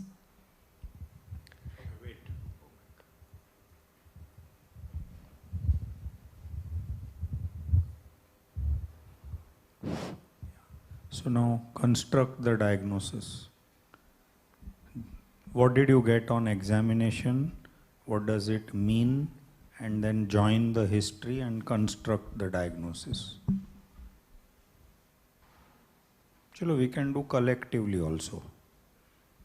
Everybody contribute one sentence to the diagnosis. 1-year-old child with history suggestive of abdominal distension, most likely organomegaly, with severe pallor, severe anemia, likely to be hematological disorder, and non-sick looking, more favor in hemolytic anemia rather than deficiency or malignancy, and liver hepatosplenomegaly. So that was on history. Now, how has examination helped you to either confirm that or dig some holes in that? Either way. How has examination helped you? There is a large hepatosplenomegaly. So examination has confirmed large, firm hepatosplenomegaly and there's no pallor. So no hematological disease. Only child is transfused. Child is transfused. Then? And liver is bigger than spleen. As an undergraduate I learned liver bigger than spleen is liver disease. And spleen bigger than liver is the hematological disease. Has postgraduate thinking changed? Come on, you have to fight, no? For spleen to be palpable, it has to be at least 2 to 3 times the... Okay, other reasons? Why is this not a liver disease? No jaundice, no edema, no ascites, and no bleeding tendency. No jaundice is okay for liver. No ascites is also okay for liver. Okay. You are saying this child is not fully well nourished. Okay. So, edema could have been earlier due to also severe anemia and cardiac failure. It's now treated. After all, when you give blood, you give proteins also. Don't you give proteins in blood? Of course, blood has proteins, no? So don't you think this child also received some proteins? So then edema has disappeared. What's your comment on that? You are seeing a transfused child, so no pallor and no edema also, because blood has proteins. It doesn't have albumin. For an anemia, you give packed PRB cells cells. and not whole blood. That is your first thing. Okay. So, I'm just putting up all that. A chronic liver disease is a chronically sick child. That is the first thing. Then, of course, the liver is firm, okay, just not large. And the spleen is palpable per abdomen so much, but it needs to be 3 times larger than normal to be palpable. So good part of the splenomegaly is intrathoracic, whereas a very little part of the liver is intrathoracic. So liver looks bigger than spleen, makes no difference at all to us. For an undergraduate, it was easy. Now no more that. So you said that firm hepatospleno was confirmed. What else? On history you had 2 DDs, no? One was infiltration and one was hemolytic anemia. So what is against infiltration, which you found on examination? Not sick looking child, no lymph nodes, no petechiae. So that confirmed that this is not bone marrow affection, right? Then no icterus, no edema, all this further brings in that it remains a hematological disorder and no other system disorder. So now what's your final diagnosis? Chronic? Chronic hemolytic anemia, most likely thalassemia major. Okay. Any differentials, any other hemolytics, or you think can it be hereditary spherocytosis? Okay, so there should be jaundice, not usually so much of hepatomegaly. Okay, then can it be sickle? It will not present.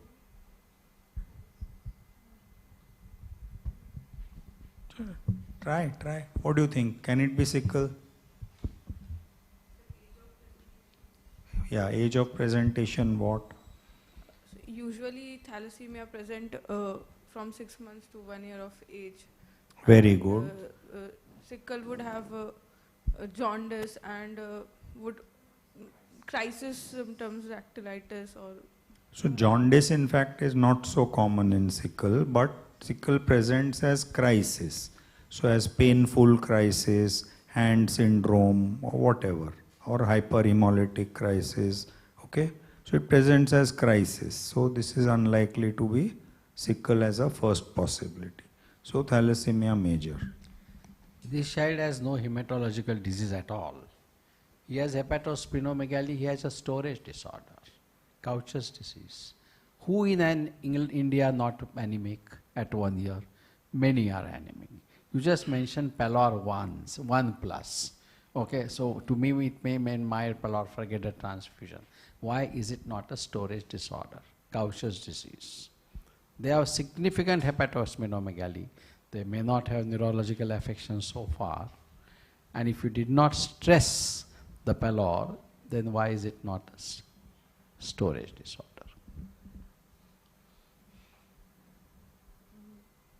No dysmorphic faces. It may not be. Mostly storage disorder will be having a sick child or... The Gauchers are not sick in the beginning. They may have other problems later on. So when you start episodes. analyzing with hepatosplenomegaly significant, you may keep storage at the back of your mind, one of the point. But when you start your discussion with significant pallor with hepatosplenomegaly, then you come down to hematology. So what I wanted to stress is just don't say just 1 plus pallor. This particular child was significantly anemic and also has hematological, and making it hematological disorder primarily, and storage etc. will come a little later. But it does become a differential diagnosis when you want to argue, and it may be so in many hematological disorders. In the before a transfusion, after multiple transfusions, all is a different thing. Sir, is that okay? I think storage is largely of two types: acute storage disorders and chronic. Gauches are generally chronic, though infantile Gauches at 2-3 months of age is known, Niemann-Pick's can come with that. But when it will become multi-system storage disorder, even neurological manifestations come up. Okay, to that extent, such storage disorders are commonly chronic. So start with abdominal distension, one organ, maybe spleen, thereafter maybe liver, thereafter maybe bone marrow, all that. So by and large, what Dr. Kare was saying is, the syndrome can also be exactly due to storage disorder. Then you dissect out and you say acute storage is a fastly progressive disorder, often multi-system. This has been largely hematological with organ involvement. Whereas the chronic takes months to develop from one organ to another site. Therefore, less likely, you just don't throw it out. That's what he meant, right? Sir, instead of starting discussion, this particular child has progressive distension of abdomen. This child has significant pallor. It is associated with hepatosplenomegaly. So your whole shift changes. Sir, there is some confusion online on that growth interpretation. Can you just repeat? They are asking why is this not chronic malnutrition? I think we have discussed this all along, that the base parameter is the weight for length. Okay. And I think if you saw that, it was -1 to -2 standard deviation. And look at the isolated weight or isolated length, less than 3 standard deviation. That's one thing. Second is, when I asked her, what is the nutrition like? She said confidently, fair. Okay, muscle mass was reasonable. Okay, cheeks were quite bloating up. Happy child. How does a SMA look like that? He's not happy. Okay, so you put all together. You just don't put one parameter like this. But weight for length or weight for height is an important parameter. And if you had a whole growth chart itself, then yes. So don't talk only on growth parameter isolated. It is like pulse rate and respiratory rate. If both are high, no, both are proportionately high, then the cause is not cardiac or respiratory, but systemic cause, like a sepsis. But if there is a disproportionate, then we can make out. And therefore, in this child, weight for length was reasonably within normal limits, -1 to -2, whereas the rest of it, -3. So this is not SM. But malnutrition is also by clinical examination. What was the subcutaneous fat? Reasonable. Any muscle mass? Reasonable. Protein good, calories good, happy child. Where is SAM? Absolutely no. Okay, yeah. Now, for students, Dr. Palniraman is asking, can it be malaria, tropical splenomegaly with recurrent fever? What do you think? Malaria, tropical splenomegaly. Go ahead, anyone. The fever spikes will be higher. Okay. High-grade fever spikes will be present.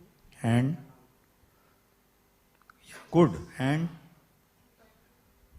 So hepatomegaly will not be there so much. It will be largely splenomegaly. Then, would they need a transfusion? Would the anemia be that severe? No. So that is ruled out.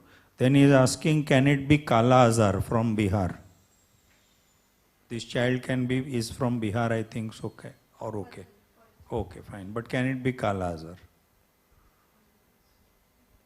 What do you all think? Kala Azar is a chronic progressive disorder present with malnutrition, plus liver, spleen, whatever. The difference between malaria and Kala Azar is exactly that. Kala Azar will come over months as a malnourished child with large liver and spleen and pallor. Okay. Whereas malaria is kind of self-curing.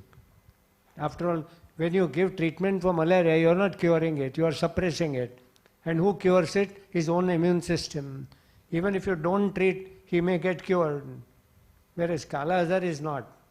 Unless properly diagnosed and treated, it will go on and commonly would produce a malnutrition and the syndrome of chronic anemia. Okay. Come.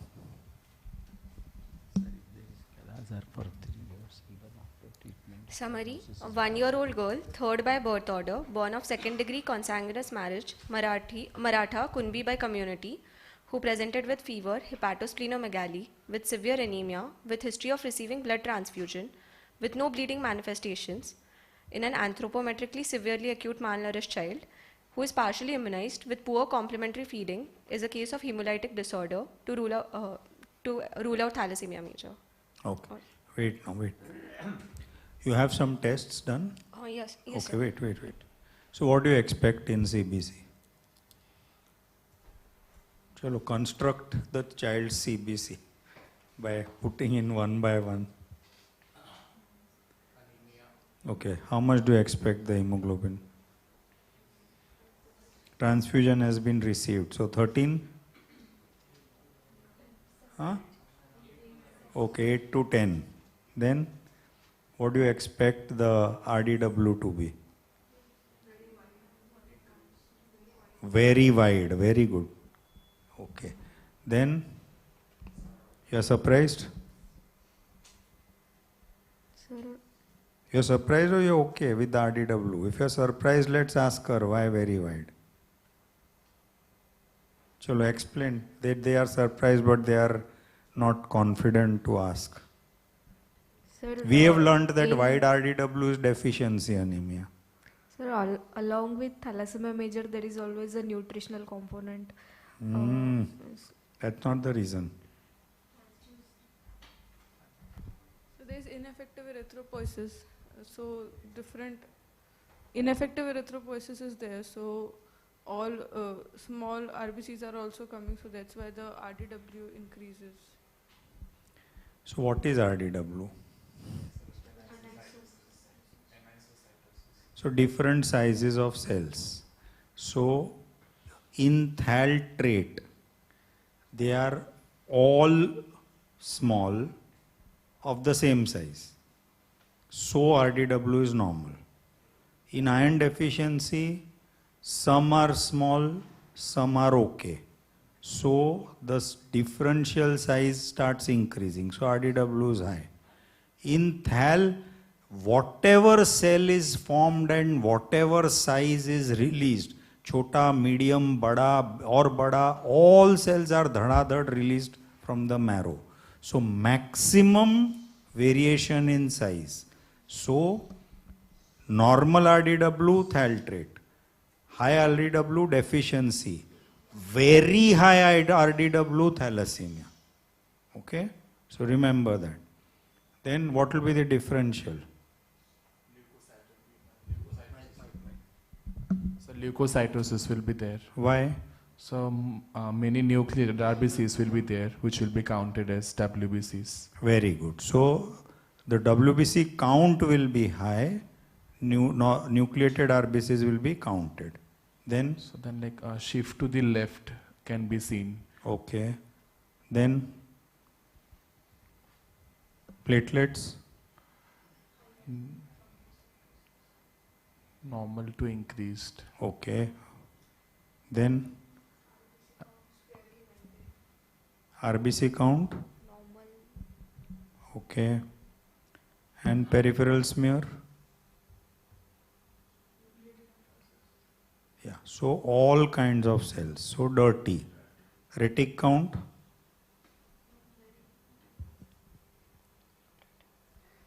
High retic count. High or low? Why low? Hemolytic anemia, no? Why low? But the cause is in bone marrow only, sir. That's why. In other cases, the bone marrow production is high. So.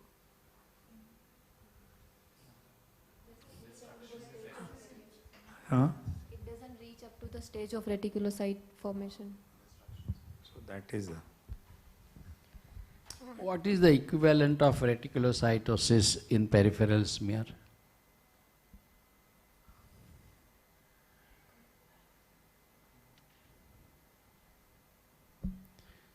Is that polychromasia? Polychromasia and slightly increased RBCs. We have two CBC reports here. The 28th December one is pre-transfusion one. So in that, the HB was 4.5, hematocrit was 11.2, 30,900 counts, 1,90,000 platelet. RBC was 2.02 million. MCV was 55.5, MCH 22.6, MCHC was 40.5, and RDW was 23.7. Peripheral smear showed microcytosis and isocytosis. 10 to 12 NRBCs were present. Teardrop cells, band forms, and lymphoblasts were seen to be present. The 14 January one, which was post-transfusion one with us, we have 8.5 HB, 30.2 hematocrit, 5,980 counts, and 2,58,000 platelets. RBC was 3.85 million.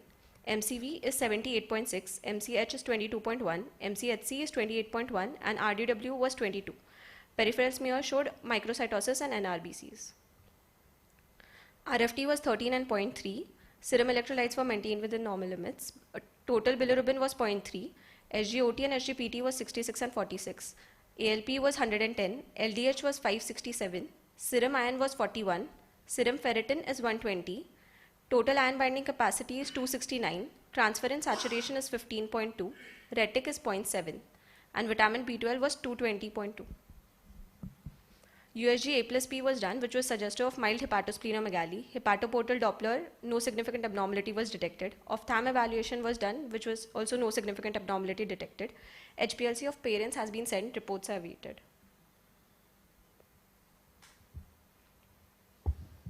Thank you. Okay, good. Would you just project parental CBC? CBC of the mother was 10.8 HP. So what is sir asking? She's given the CBC, still sir is asking, show me the CBC. What does sir want to know in mother and father CBC? Trait. So he'll look for microcytic hypochromic anemia with a normal RDW, which would suggest trait, right? Yeah, what is surprising is father's Father's hemoglobin is 15, yeah, 15.5 yeah. and an RBC count of 4 million. I would have expected father's hemoglobin 9 and RBC count more than 5 million.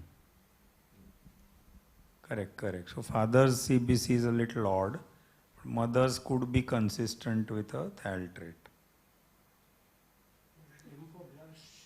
I was going to. So lymphoblasts have been reported, no? Yes, sir. But on the that was in the peripheral smear of 12th December, like in the December month. But on the peripheral smear which was sent inside, we have seen there are no blasts present. Okay. Fine. Thank you, sir. Thank you. Any questions?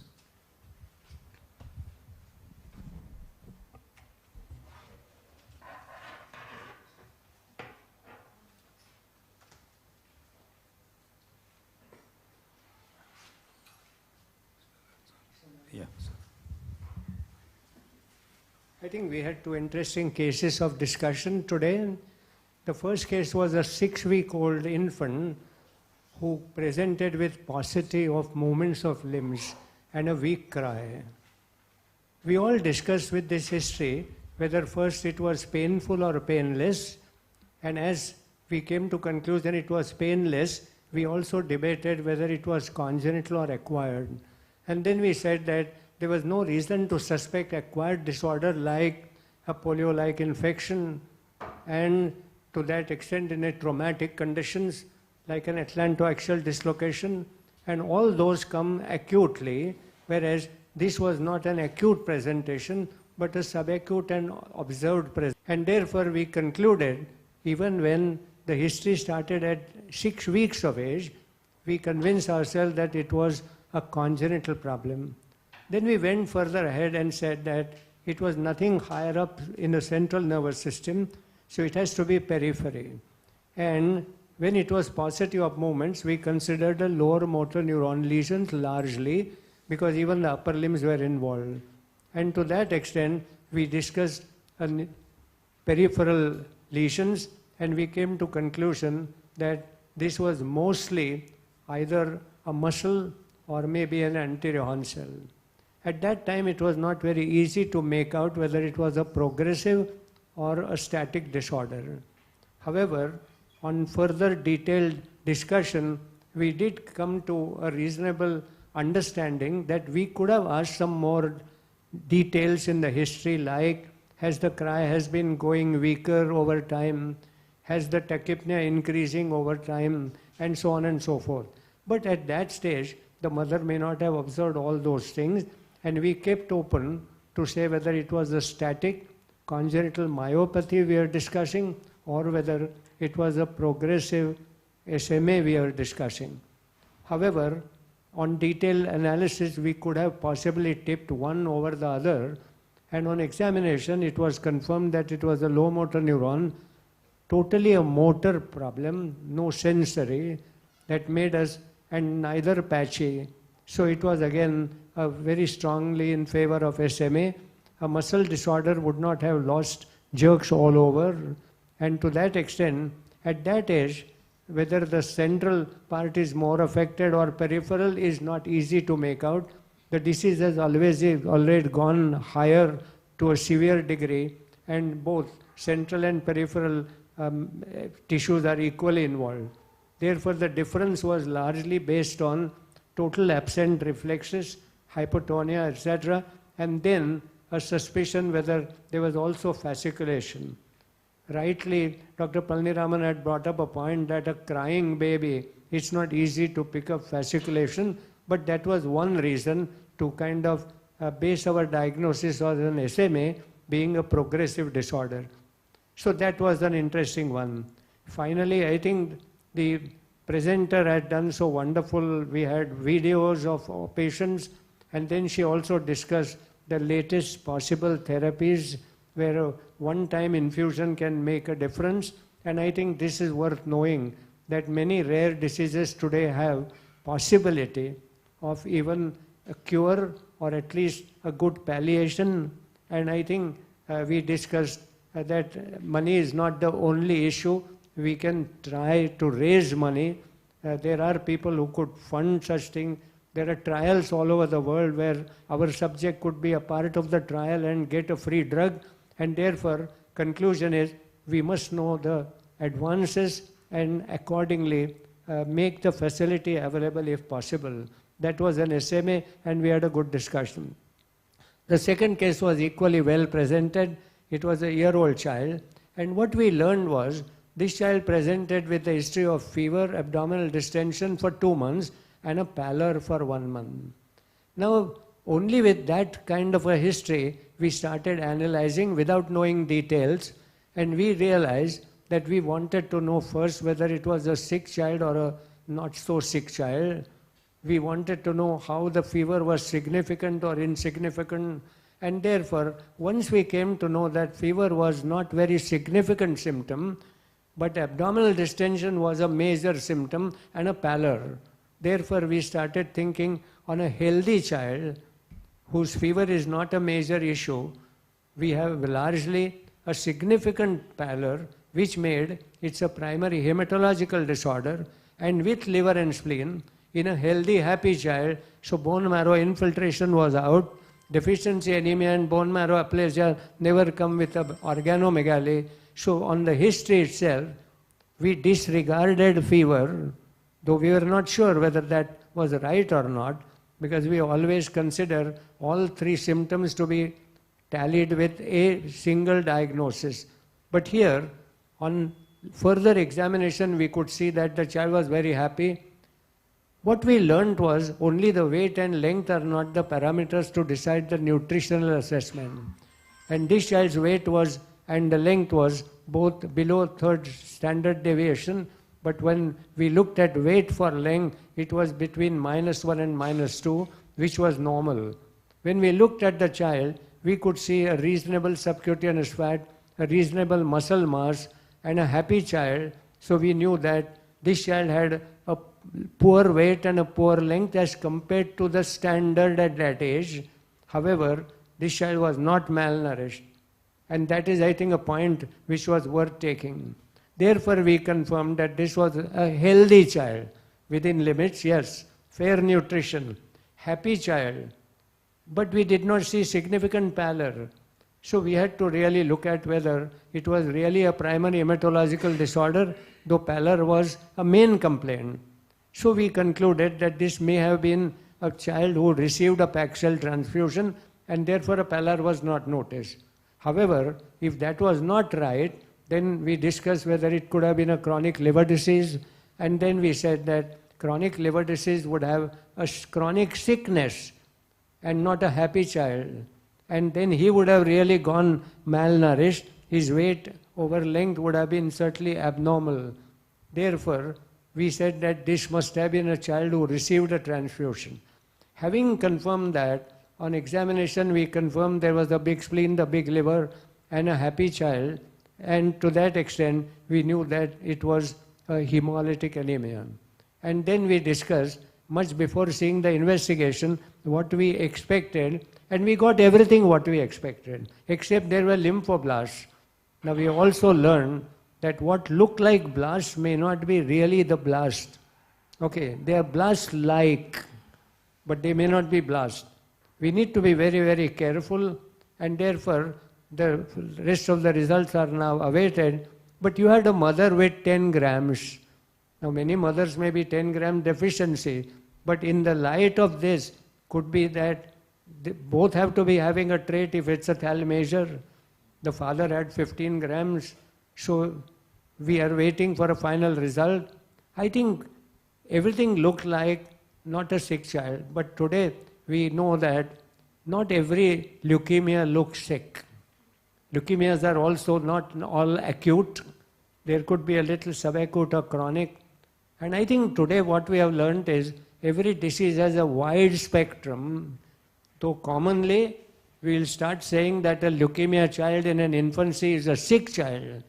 However, if everything does not favor our clinically provisional diagnosis made of a hemolytic anemia, then we need to look very carefully whether some disease has come together or whether our analysis was wrong. I think this is the fun of clinical medicine, that we first try to arrive only on the bedside diagnosis. Mostly we are right, but not always we are right. And friends, even after investigation, we are not always right. So learn the basic medicine and be open to be wrong on a diagnosis made on bedside, and still, unless everything correctly goes the way we thought, then only we say our diagnosis is right. But in this child, we will certainly need a close follow-up. Father 15 grams, mother 10 grams doesn't gel well, and a lymphoblast bothering me there. I think this needs a good follow-up. But both cases were excellent, well presented, and well discussed. Thank you very much. So thank you all the students who are watching online and the online faculty. And we once again thank Aristo for the scientific grant which helps the webcast of these classes. We meet once again next Thursday at 6 p.m. Thank you.